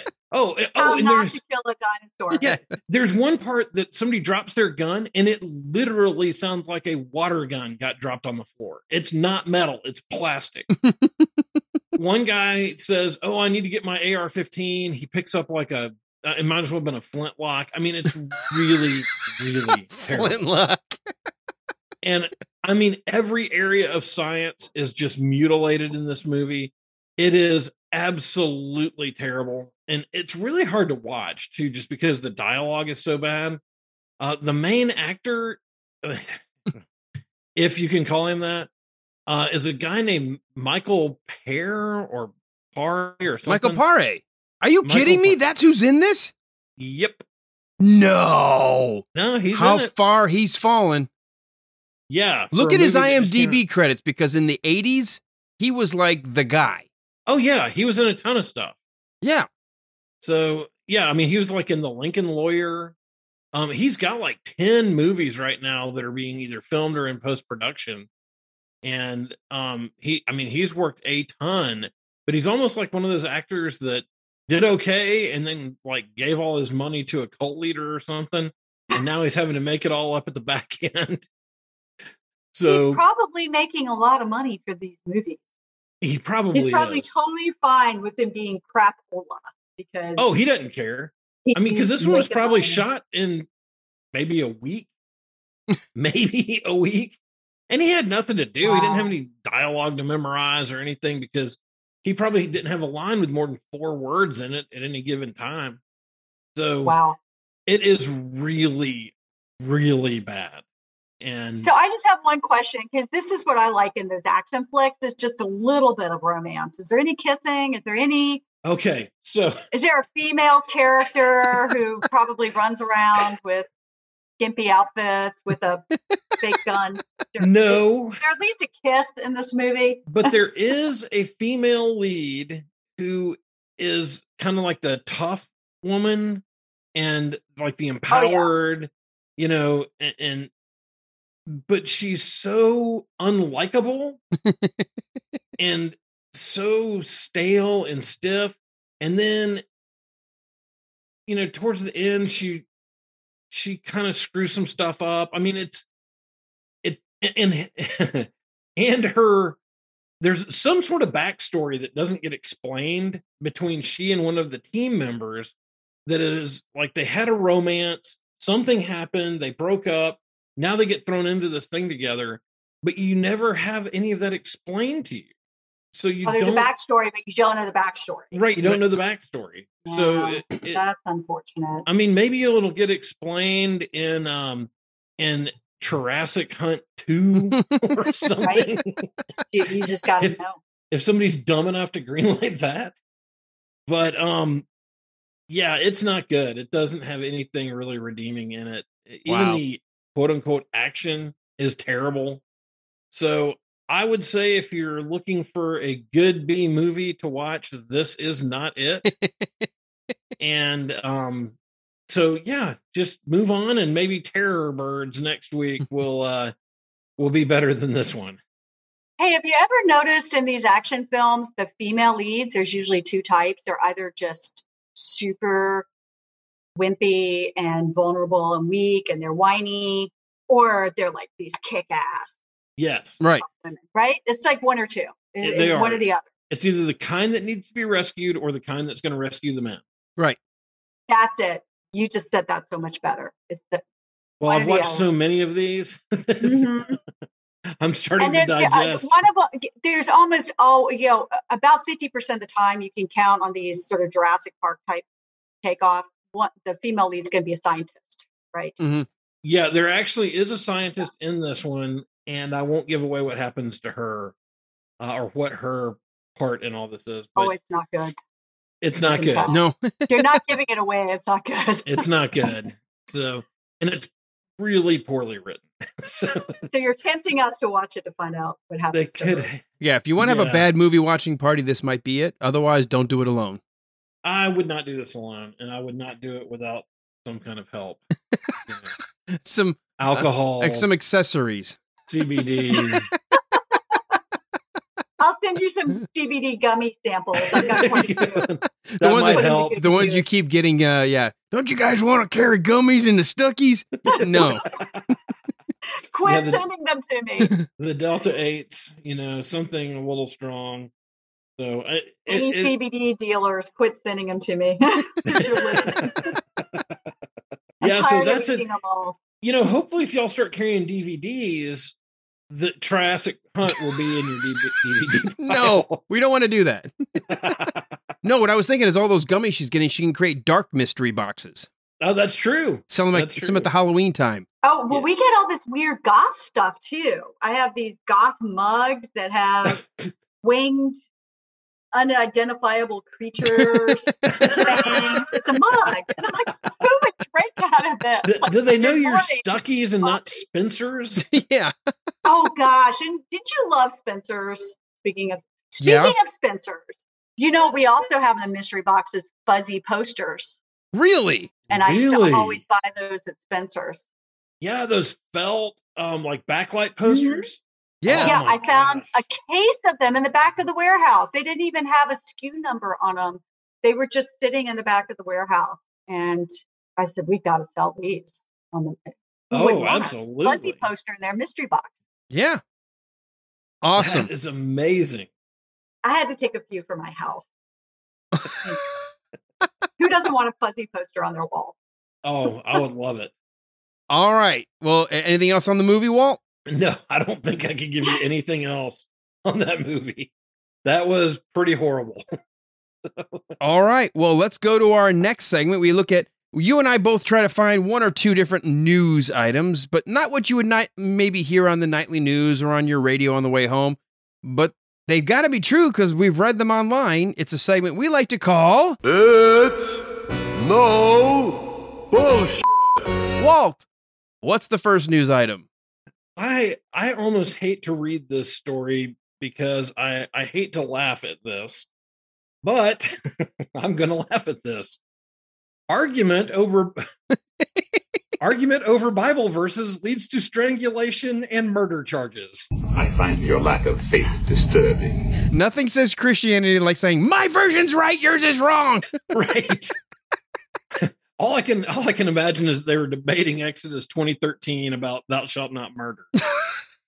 So this comes from WLOX.com in Biloxi, Mississippi, Wayne County, Mississippi. Waynesboro police say an argument over Bible verses led to a fist fight that ended in the strangulation death of one man and a second-degree murder charge for another. Oh my gosh, that got out of hand quickly. No pun intended, with did. strangulation. The victim, 32-year-old Sherrod Alexander Lafette, was pronounced dead at his home on Dogwood Extension when the fight occurred on the night of July 7th, according to Waynesboro Police Department. The suspect, 41-year-old Samuel McDougal, surrendered to police later that night. His bond was set at $1 million. That's a lot of nuts! Lafayette's body was sent to Jackson for an autopsy, and the results confirmed that he died of strangulation.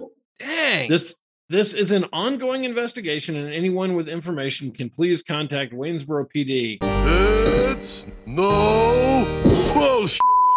Yeah, that is just absolutely horrifying. The only reason I read that story is just that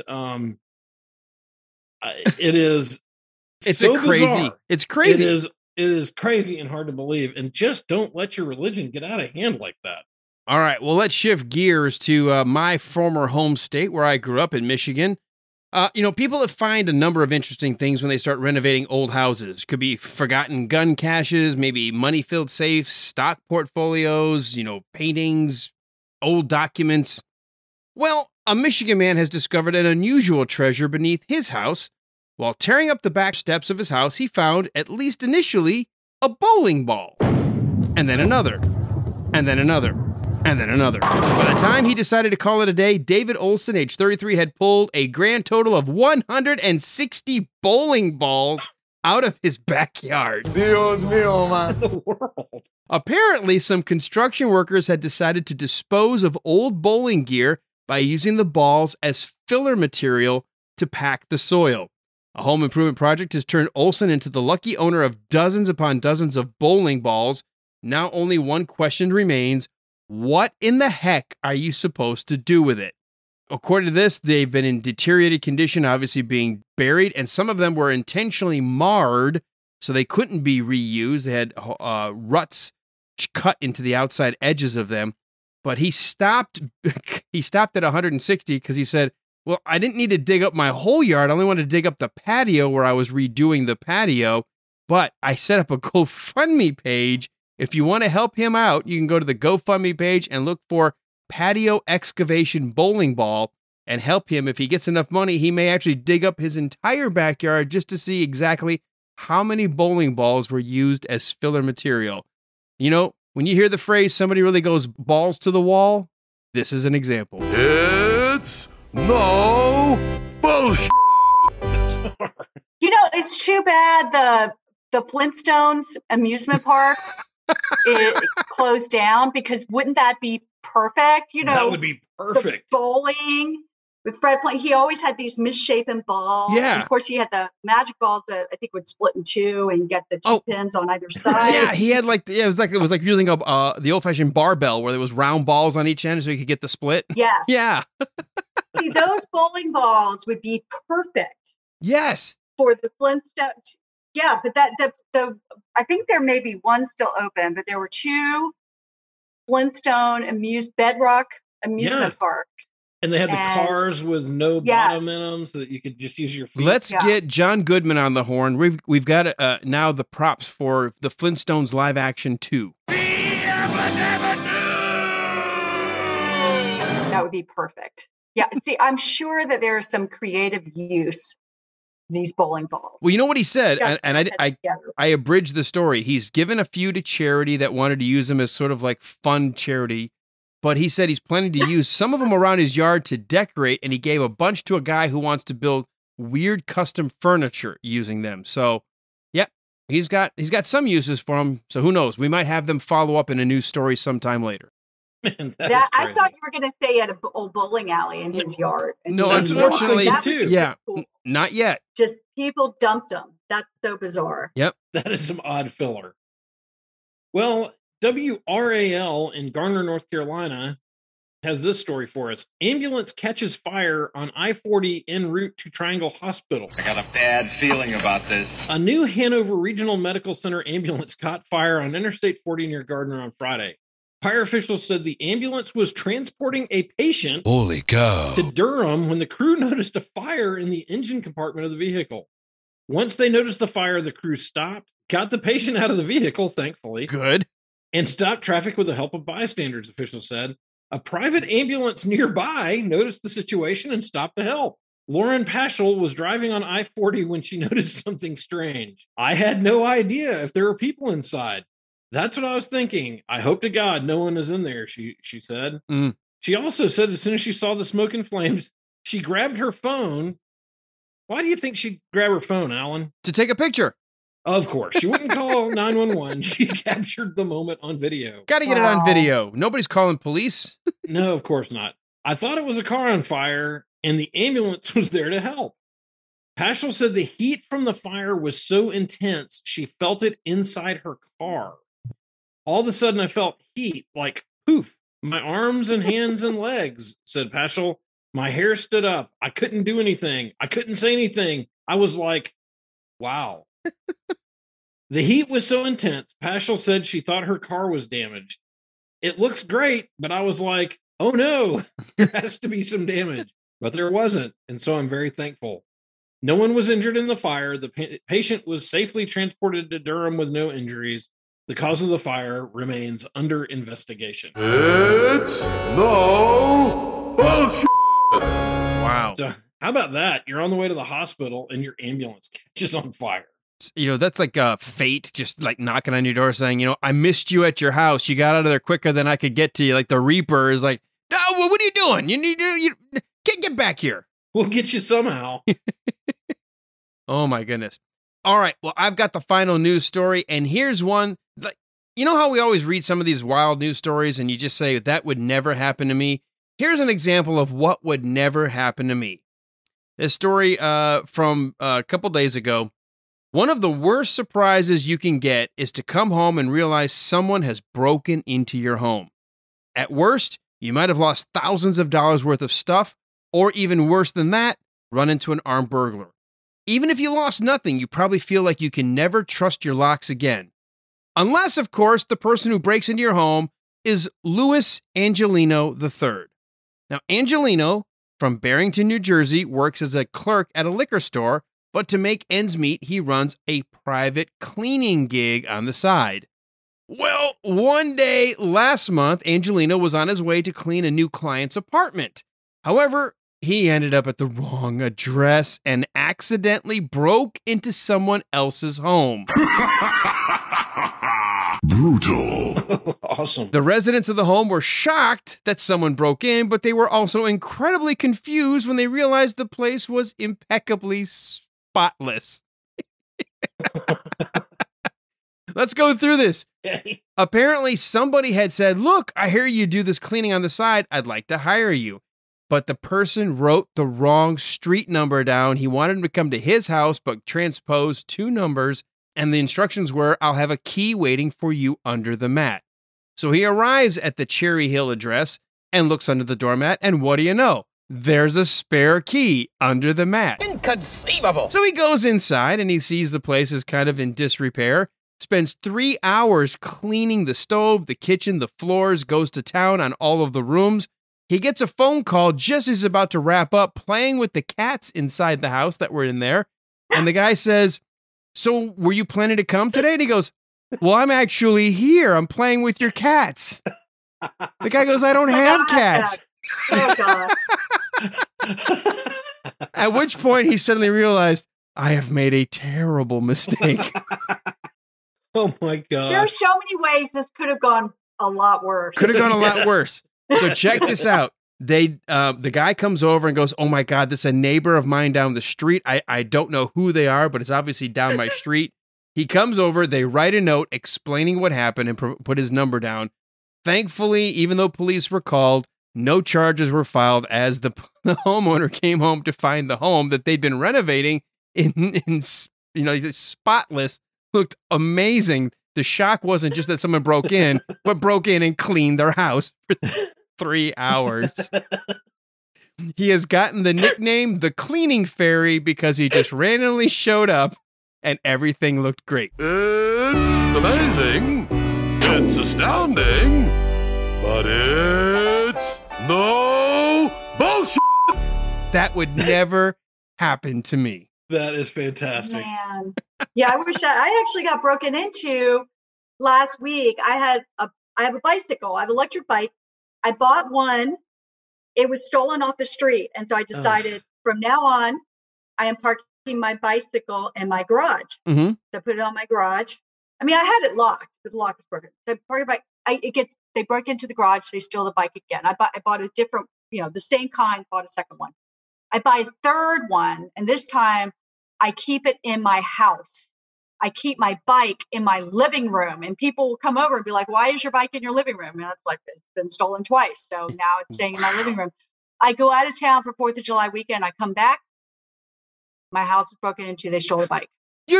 Somebody just likes that bike. They know where to go shopping for bikes for free for now. Wow. So I'm getting a new bike, and it is going to be a total piece of crap that no one's going to want to steal. That's horrible, though. I am so sorry. But I wish that guy had gone into my house and cleaned my house. But no, I get the bicycle thief. No. That's I'd crazy. never be I that see 3 lucky. times the charm. Like, I'm not meant to have that brand of bike, and I just need to have Look, what's this really electric? ugly bike. Stop with the power assist. You got to pedal. Just get out there with get a rust bucket. I am getting a rust bucket that I have to pedal myself. All right, let's rapidly wrap this up because I know you're on bonus time with us, and we really appreciate you, Stephanie, hanging out with us. Let's get to our final segment. We like to call this our entertainment segment. This is a chance for us to tell the audience what we've been watching, what we've been reading, if anything, and what we've been listening to. Maybe give some folks some suggestions. And Walt, we'll go to you first. Let's do watching. What have you been watching this past week? Well, I think I said last week that I had made the mistake of watching one or two episodes of Arrested Development and just saying, I'm just going to watch a couple episodes. You can't watch just a couple. I just finished binging it. Now, did you do all seasons. 4 or the 3 original? There are only 3 seasons. Okay. I mean, look, the 4th gets a bad rap, but you have to watch all 10 episodes to see how it all interlocks, which is different than how they did the first 3 seasons. The first 3, though, comedy gold. If you've never seen Arrested Development, treat yourself now to what is some of the most fantastic writing that has ever been done in a comedy. No doubt about it. And some of the best, I mean, it's well acted, and the whole show is just comedy perfection. So definitely check that out. Also, I noticed that J.J. Abrams' Star Trek from 2009 is now on Netflix. Yep. And if you've never checked that out, it is definitely worth a couple hours of your time. Chris Pine and that whole cast, they really do a great job of reprising the old Star Trek. It takes a hit from some of the, purists and some of the, guys who dwell in their mom's basement. But I've always thought it was a really good movie. I mentioned that we watched it last week when we were on, but can I tell you something? Because we mentioned it again this past weekend on one of the radio shows I was on. The scene between Chris Pine and, I knew I was going to forget his name, the guy that plays Dr. McCoy. Carl Urban. Carl Urban. When Kirk is not allowed to go on the ship, when they're all like scrambling because they've been all called because he's on academic, suspension until pending the hearing. And it's like, okay, I can help you with this. From the time he says, I can help you, all the way through, he finally makes it to the bridge and explains that they're running into a trap, is some of the most incredible slapstick, but like smart, fun humor, the interaction, the two characters, his hands get swollen, his tongue gets asleep. All of the stuff that happens in like that 10-minute window is just brilliant. It's fantastic. It's fantastic. And just the pace of it. I mean, it's great. Yeah. I love the reboot. I have no problem with any of the episodes. Honestly, I can keep the 2 separate. Yeah. I'm the same way. So, and then the last thing, something that someone actually just told me about today is there's a documentary on the Grateful Dead on Netflix as well called The Other One. It's really focusing on Bob Weir, who still is kind of the guy who's headlining Dead & Co. and carrying that tradition on. So I'm going to be checking that out, but I hear that is excellent as well. I think it has 5 stars on Netflix. So if you're a Grateful Dead fan or just trying to figure out why anybody would listen to the Grateful Dead, check that one out. All right. Well, my father-in-law has been visiting from upstate New York. He's going to be leaving here in a couple of weeks. We've been great to have him for a couple of months, having to go almost 16 months without seeing him or any other family. So we were just privileged to be able to have him. So we've been going through some older movies, things that he would feel more comfortable. And one of the movies that he said he never saw before, and I hadn't either, was an old Clint Eastwood flick. We saw it on Netflix, The Outlaw Josie Wales. Great movie. That was a fun ride. I had never seen it before. It was a lot of fun. Really, really enjoyed it. I also been trying to get my father-in-law to embrace the whole Marvel Cinematic Universe. He did like Iron Man. We decided to skip straight to Captain America. I told him it's set in World War II and he's beating up Nazis. He's like, oh, okay, we'll watch this then. Yeah. He actually enjoyed Captain America. His one comment, he goes, I don't like how it ended. I'm like, well, what do you mean? You know he's alive. He just was frozen. He goes, but he didn't get to be with Peggy. Like, that's his love. And he's still alive and she's obviously not. I'm like, trust me, if you can battle through all of the movies, there is a resolution to this. I don't want to be spoiler, but that was his one complaint. Yeah. Watch the other 37 movies and then pass go. As a throwback, because we were trying to decide what to watch one night and it turns out they were just waiting and waiting. So I'm flipping. Like, you know what? I'm going to start watching War Games. I haven't seen that movie in probably 20 years. It's on Tubi, which means every 25 or 30 minutes, you got to stop for a commercial break, but it was free. I forgot how good the story of War Games actually is with Matthew Broderick and Ali Sheedy. Yeah. Like the dialogue, the computer technology, the idea that you could actually have the computer caught in its own AI loop, that it thinks it can win World War III. It was fantastic. It was a great throwback. It's still relevant today. I think so. I saw that movie not too long ago. I had my kids watch it and you can absolutely relate to it. I mean, how did your kids like it? Our era. They loved it. Obviously we don't dial up by Sheedy. Yeah. They're awesome. We don't dial up by phone and stuff anymore, but you know what? I had, ironically, they called it the War Games dialer when computers were just starting and we had those modems. Everybody would be running that during the school day to try to figure out, well, where were all the connections? And it would just randomly call for you and it would give you a report of whether or not it was a live person that picked up or a computer, and you could go back and look. And so I actually had a War Games dialer when I was getting into the computer age. Like that movie when he was that age, when that movie came out, I mean, that was me. I mean, that was me and my friends growing up. So, I mean, it was great to do that throwback. And my final that I watched, we wrapped up Loki. If you're a big fan of the Marvel Cinematic Universe, you've got Disney Plus. Really, really enjoyed that 6-episode series. I think it fell just a little short of WandaVision in terms of my favorite of these 3 series that have been on Disney Plus in the small screen before coming back to the big movies, because the character at the end was a little too much about the humor and the camp, and there wasn't a sense of menace. If he's going to be the next true big villain of whatever, phase 4 and 5 and 6 and whatever, we need something a little bit more menacing, or at least something's got to happen. But for now, still, Loki was so much fun. I would highly recommend, if you enjoy his character, Tom Hiddleston's portrayal in any of the cinematic movies, check out Loki, Disney Plus. Well, Stephanie, let's go to you. I mean, I know you're so busy. You're probably like us. Like, how do you fit things in? But there's always got to be a little downtime. Any movies or things you're streaming that you would recommend? Yeah, I watch some TV for about 10 minutes before I class. But I do watch some TV. I have been addicted to Food That Built America. Yes, that is a great show. I've watched every episode. I mean, the story behind Heinz ketchup and Kraft cheese and Post cereal, M&Ms, Post cereal. It's amazing. Frozen foods, the Swanson's TV dinner. I mean, it's incredible, and it's the story of these entrepreneurs is it really tells they tell like a story. And then the other is I don't watch a lot of their series because I don't want to get totally hooked on them and just be addicted.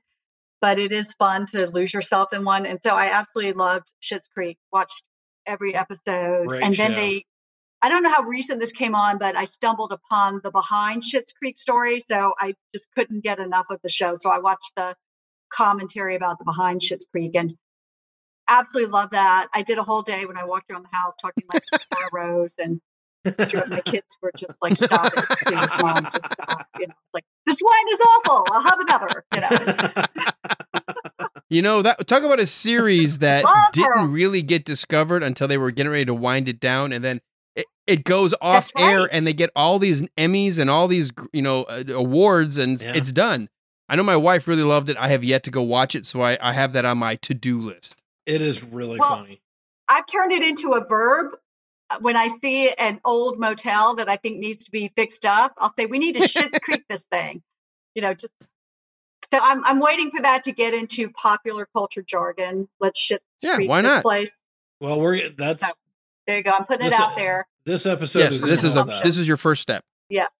Not a big step, but it's a first step. Yeah. Let's Schitt's Creek that place. So, well, it's a shame because, Arrested Development kind of had the same thing, that when it was on, they had a tough time finding an audience.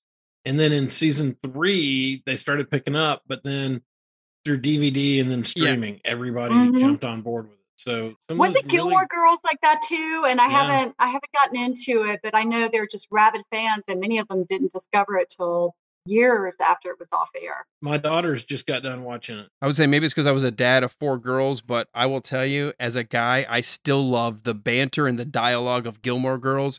Though, I mean, that show packed more lines in an episode than most regular shows because they talked so fast. It was just like bam, bam, bam, bam, bam, and all of the cultural references. I loved it. I loved the Gilmore Girls. Now, when they came back and tried to do an episode like everybody else was doing on Netflix, horrible. So just watch the original Netflix Gilmore Girls, but they were great. I love them. Yeah, that's a classic.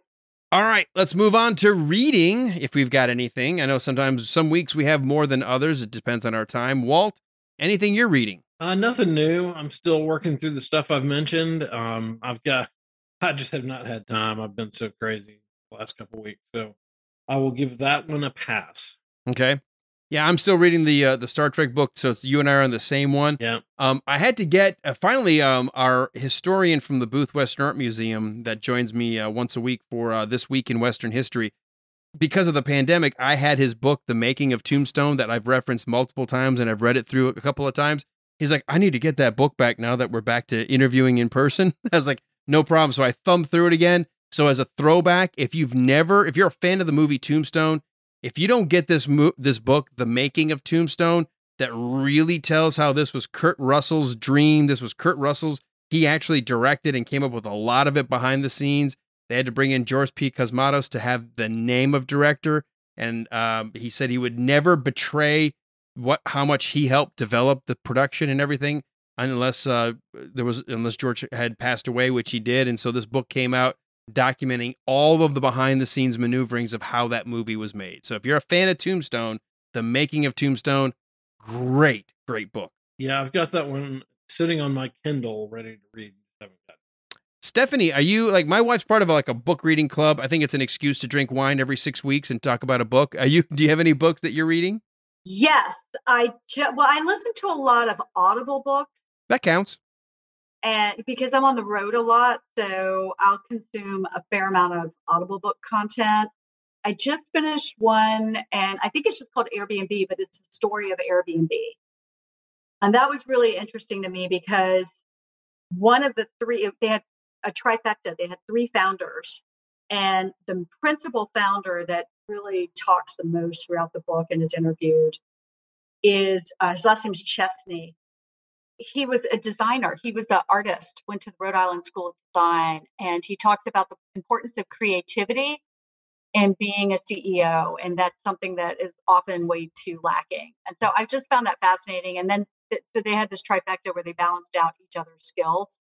And one of them was a computer programmer and another had a finance sense. So the three of them together, just like they combined their superpowers and made this perfect CEO and created this amazing company.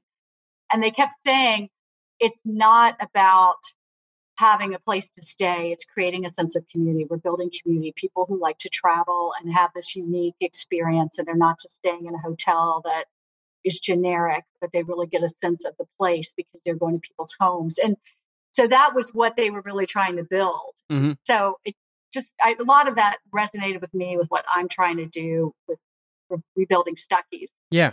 And then another one, I'm scratching my head to remember the author, and I'm kicking myself because I will remember it as soon as the show's over. But it's The History of the American Road Trip. And it was just fascinating. And I got it at my local bookstore. And the guy goes through Holiday Inn when they used to have those big heliodromes. I don't know if you remember that, but yes. And he talks about the history of the Lincoln Highway and the building of the American interstate system and wigwam motels. And it's just fascinating. And so if you like road tripping, highly recommend the book. Okay. Last category as we start wrapping this one up with a bow. What are we listening to? This could be podcasts. This could be music, albums. Walt, we'll start with you. What are you listening to? I'm going to go ahead and mention again 3 podcasts. I don't know if we've mentioned this one yet, but there's one called the Pop Culture Show that is hosted by Barnes, Leslie, and one other person whose name I'm drawing a blank on. Formerly of 99, of 99X in Atlanta.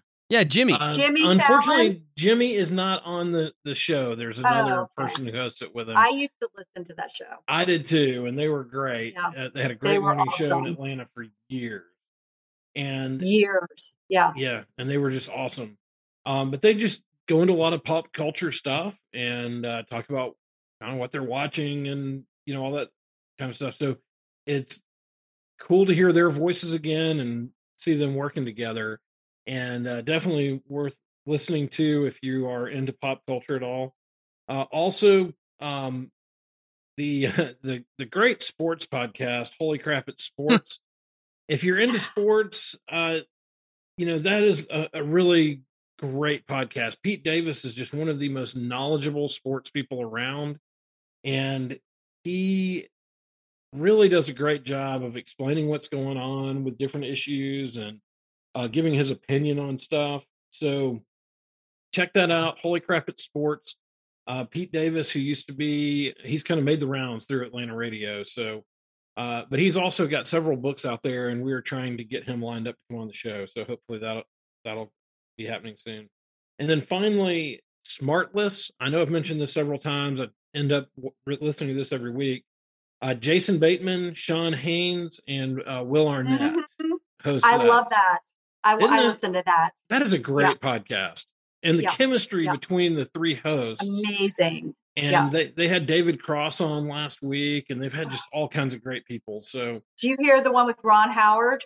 Oh, I've not listened to that one. Episode. That's I mean, the guests they get. Oh, they're awesome. They have access. Their digital Rolodex is incredible. So they have this access to all these surprise guests who come on, and I love the way they do it is that it's going to take. They rotate on who's bringing the guest on, and they don't tell the other people. They don't tell the others. So they can't prep. They can't do any internet sleuthing. They just have to wing it and hopefully know enough about the person to have an informed interview. And it goes great. That's awesome. And you really get some good insight into everybody. I need to give that a listen. I think Jason Bateman may be one of the most underrepresented talents of our day with his acting, his directing, his producing. The stuff he's done is just off the chain. And for some reason, he's always kind of thought of as a secondary actor. He's really, really good. Yeah, I really don't get really that good. Because he is one of those people that, like we've talked about in the past, where he can do comedy, he can do drama, he can be super serious or super goofy. He is an excellent actor. He's somebody I wouldn't mind sitting down and having an interview with ourselves, just to say, tell us about your history, from Teen Wolf 2, because Michael J. Fox didn't want to do it. Oh, yes. And how he just exploded from there. Yeah. Yeah, so he knows everybody. He's been around the industry so long. Think about him being in the shadow. I mean, Justine Bateman on Family Ties with Michael J. Fox. She's getting the press. Michael J. Fox blows up in the 80s. He does Back to the Future. He does Teen Wolf. That's it. He is a box office megastar from there. Then all of a sudden they want to do a Teen Wolf 2, and then, hey, I got my brother. He wants to kind of act. Maybe we can get him. He's kind of like a Michael J. Fox. I mean, thinking you're in the shadow of MJF only to go in your own way and become just this amazing talent. I love Jason Bateman in everything I've seen him in. Well, and you'd stand up Ozark versus Arrested Development, and you see two very different characters. Oh, totally. Played totally completely different, convincingly, and that's all on his talent. You know what Justine Bateman's doing these days? Just quick aside. No. She has written a book about beauty for women in their 50s, and she refuses to wear makeup. Oh, and wow. She has this whole movement of you're beautiful the way you are, and women shouldn't feel like in their 50s that they have to have all these surgical enhancements and dye their hair and do all this stuff to look younger, but just accept your age and own it. Now, of course, I'm just going to say this. Justine Bateman is gorgeous. Right. When you're already that far ahead. Right. But you know what? She is gorgeous. I'm a big fan of great. that. I don't like this cosmetic surgery people are getting that they start looking like cats. I'm like, what is going on? Like, you don't look like a person anymore. You look like a fish. A weird. Yeah. It's weird. Remember that Goldie Hawn scene with was it the First Wives Club? The First Wives Club, and she gets her lips done. Yes. and there's a scene where she literally has these fish lips. It giant, is hilarious. the duck lip thing. It's like I don't get it. Yeah.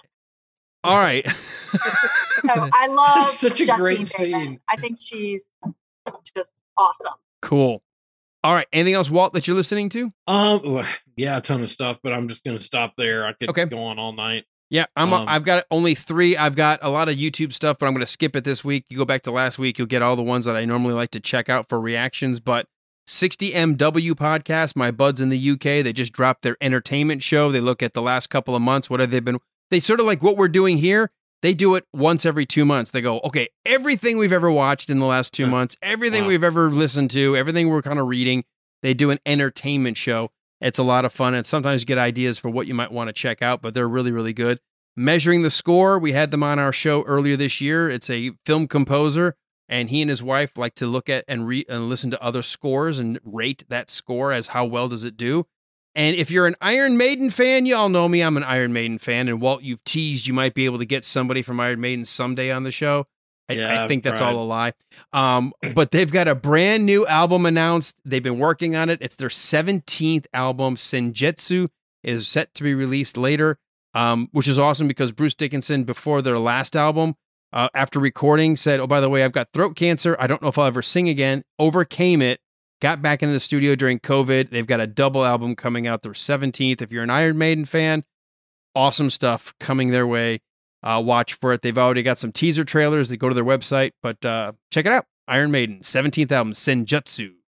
Very cool. And Stephanie, we're going to wrap up with you. What, if anything, are you listening to, podcast-wise or music or both? Okay, so I'm going to continue on the heavy metal theme. I think this came out about a year ago, but I just got around to listening to it, and I highly recommend it. It is a podcast put out by Crooked Media called Winds of Change. Great podcast. We've talked about that. That's awesome. Oh my gosh. Amazing. I couldn't stop listening to it. Fortunately, I was on a very long road trip. I literally listened to all 6 episodes in a day and a half. I mean, I was just like, I had to find out what's happening. Yeah. That is so for people who don't know, it's the story behind that Scorpion song, The Winds of Change, which is completely atypical for that band. They have all this heavy metal, typical music, and then they come out with this very lyrical, and it starts out with whistling, and very it's about much a ballad. Peace, world peace. It's like, where did this come from? It's a huge hit. And it's their biggest hit. It's their hit. Yeah. And this whole podcast is about whether or not there was a CIA plot behind that song. And if you tell any more, it is so good because just when you think I'm convinced they did it, they'll have a guest come on that makes you go, okay, maybe they didn't, but they go, but wait a minute, next episode, maybe they did. When they got to that mafia gangster guy in the Bahamas who got the sweetheart deal because he was coordinating the Monsters of Rock tour, I'm like, well, of course there had to have been behind it. And then they interview the singer himself, by the way. They actually get Klaus to sit in on the final episode. That's the last episode. It is a fantastic mini podcast. I think it is 7 episodes, 7 or 8, but it's a short. Each one's like 40 or 45 minutes. It's awesome. I wish I had the budget and the financing to do what that guy did from the Washington Post to go out there and interview these folks. It's a really good one. That's bang on the money. Crazy. I'm sorry. Go ahead, Stephanie. Well, that's it. I mean, and then he does these side stories too that are other cultural arts espionage that the CIA did that will blow your mind, that are absolutely proven to be true. Right. Some of the stuff about when they would send someone on tour pretending they were part of the crew and they're actually the agent there to kind of watch for any defectors that might approach the band. I'm like, holy crap, they were really doing that. Yes, they were. It's or American musicians who were sent abroad to do cultural espionage. Mm-hmm. It's crazy, isn't it? Yeah, it really is. I mean, unless you grew up during the Cold War, though, you have a hard time really understanding what that time was like. True. And it really was an us against them mentality. So, I mean, it didn't matter what your politics were, the Soviets were the bad guys. Mm-hmm. So it was really an interesting, and that podcast, man, through the whole thing, I kept going back and forth. I was like, they could have done this. Yes. But I got convinced at the end because of that interview. Yeah. Give away. But I got convinced of my position because of that interview.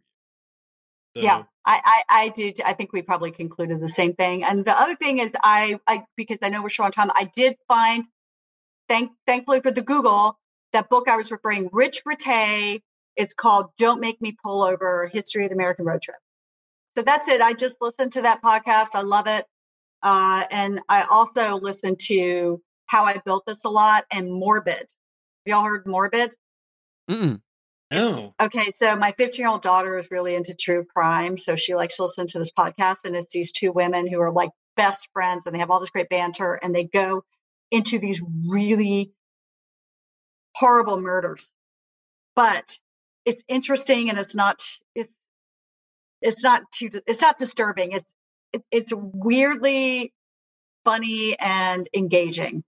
It's called Morbid and it's super well done. There are some really good murder, true crime podcasts. There's a lot of them. And if you can do it well, because you are covering a heavy subject, those are the ones that do tend to stand out. Yes, they don't cover it in a way that's creepy, which is hard to achieve. And it like I said, is actually quite funny. Excellent. I'll give that one a try. I haven't tried Morbid. Yeah, Morbid. All right. Well, as we start to wind down, Stephanie, you have been a fantastic guest, and we appreciate you hanging out and riffing with us on news and entertainment. Very quickly, I know you said it once before, someone who is listening to the end and they want to get in touch with you or Stuckey's or make an order, where do they go? Stuckeys.com, and there is a online form you can fill out. You want to have a comment, and those go to my inbox. So I read those, and at @StuckeyStop is my personal handle on this social media. All right. Walt, I always go to you to say if somebody who's been a Stuckey's fan, they just came and stumbled across us just because of Stephanie, how can they learn a little bit more about us? Well, you want to go over to our listeners group, which we referenced earlier, and it's real easy. Just go to facebook.com/thewilderride, hit the button to follow us, and then another button is going to pop up to join our listeners group. Hit that, answer the 3 questions, or just say, I don't know any Gene Wilder movies, and we'll let you in as long as we just want to make sure you're not a bot, because we want to make sure you're a real person. You're a real boy. Exactly. So we're happy to have anybody, as long as there's no politics or we want you to play nice. It's a fun playground, religion. Right? There's plenty of places for that, and if you want to engage offline with individuals that you discover, that's awesome. But in this group, it's all about fun and entertainment. Exactly. No snarky people. Right. Be nice to one another. Otherwise, Walt and I have to bring out like the bad boy tools since we're the admins and kick people out. We don't want to do that. We hate doing that. So please don't make us do that. We've had to send a few notes from time to time during the election. Reminders during elections. People decided, yeah. Look at this meme. Are the worst. Yes. I went off Facebook for like 4 months during the election. I just couldn't deal with it. I wanted to remain friends with my friends. I appreciate the fact that you can take a Gene Wilder pose and put whatever meme. That doesn't make it eligible for the Wilder Ride Facebook group. Okay, let's just remember, content is important. So absolutely. So so bear with us there, but join that group, and it's just all about us. Announcements about the show, the weekly poll about the crappy movie, all that excellent stuff, and come back next week, get to hear my breakdown of Terror Birds. I'm really starting to question why I agreed to do that, but oh well. See how that goes, and that's the easiest place to find us. And as always, folks, if you've enjoyed the show, take a second to rate and review, but maybe even more importantly, almost every podcatcher has the option to share the episode you're listening to. Stick it out there on Facebook, Twitter, Instagram, wherever you're listening. Let people know about us, that you're listening, and we would really appreciate that. And come on back next week. We've got a brand new guest already lined up. This is a guy who lives in the UK. He is a trained musician. He is a music theorist, and he loves to break down soundtracks to films and explain why they make us feel the way we do. The guy's name is Barnaby Martin. The name of the YouTube channel is called Listening In. Take a moment between now and next week to go to that YouTube channel. Check out some of the episodes, from John Williams' Jurassic Park to Star Wars to other movies like Lord of the Rings. He looks at the sounds, and he actually has the music flowing on the screen as he explains why the composer chooses to work in a certain key. You don't have to know a whole lot about music, because Lord knows I know nothing about music construction, and I am fascinated every time he puts one of these videos together, and we're going to have him join us next week. But to hear that interview and to learn more about what's coming up the rest of the season, you got to come back next week right here for another edition of the Wilder Ride Listener's Lounge. Stephanie, thank you. I know we went a little long, but you were awesome. Oh my gosh, that was so much fun. Amazing. Yeah. Sorry, I think I yabbering a little bit too much at the beginning. No. It's already been 8 years of history, so but it was fun. You did not at all. It's all about, we set aside about an hour for the guests, so you were fine. You were perfect. And honestly, like, the story of your company is so awesome. And when I told my dad and my brother that you were coming on this week, they listen when there's cool guests, really. And they're both like, oh my gosh, I'm going to have to listen to this. Yeah, they don't listen for Walt. They listen for the guests. They're like, they do not listen for me. They've heard enough of my nonsense. We'll let you go. We know we got your guests there. Yeah, my girlfriends, I just saw, like, they texted me 3 times. Are we going to eat? Are we done? Are we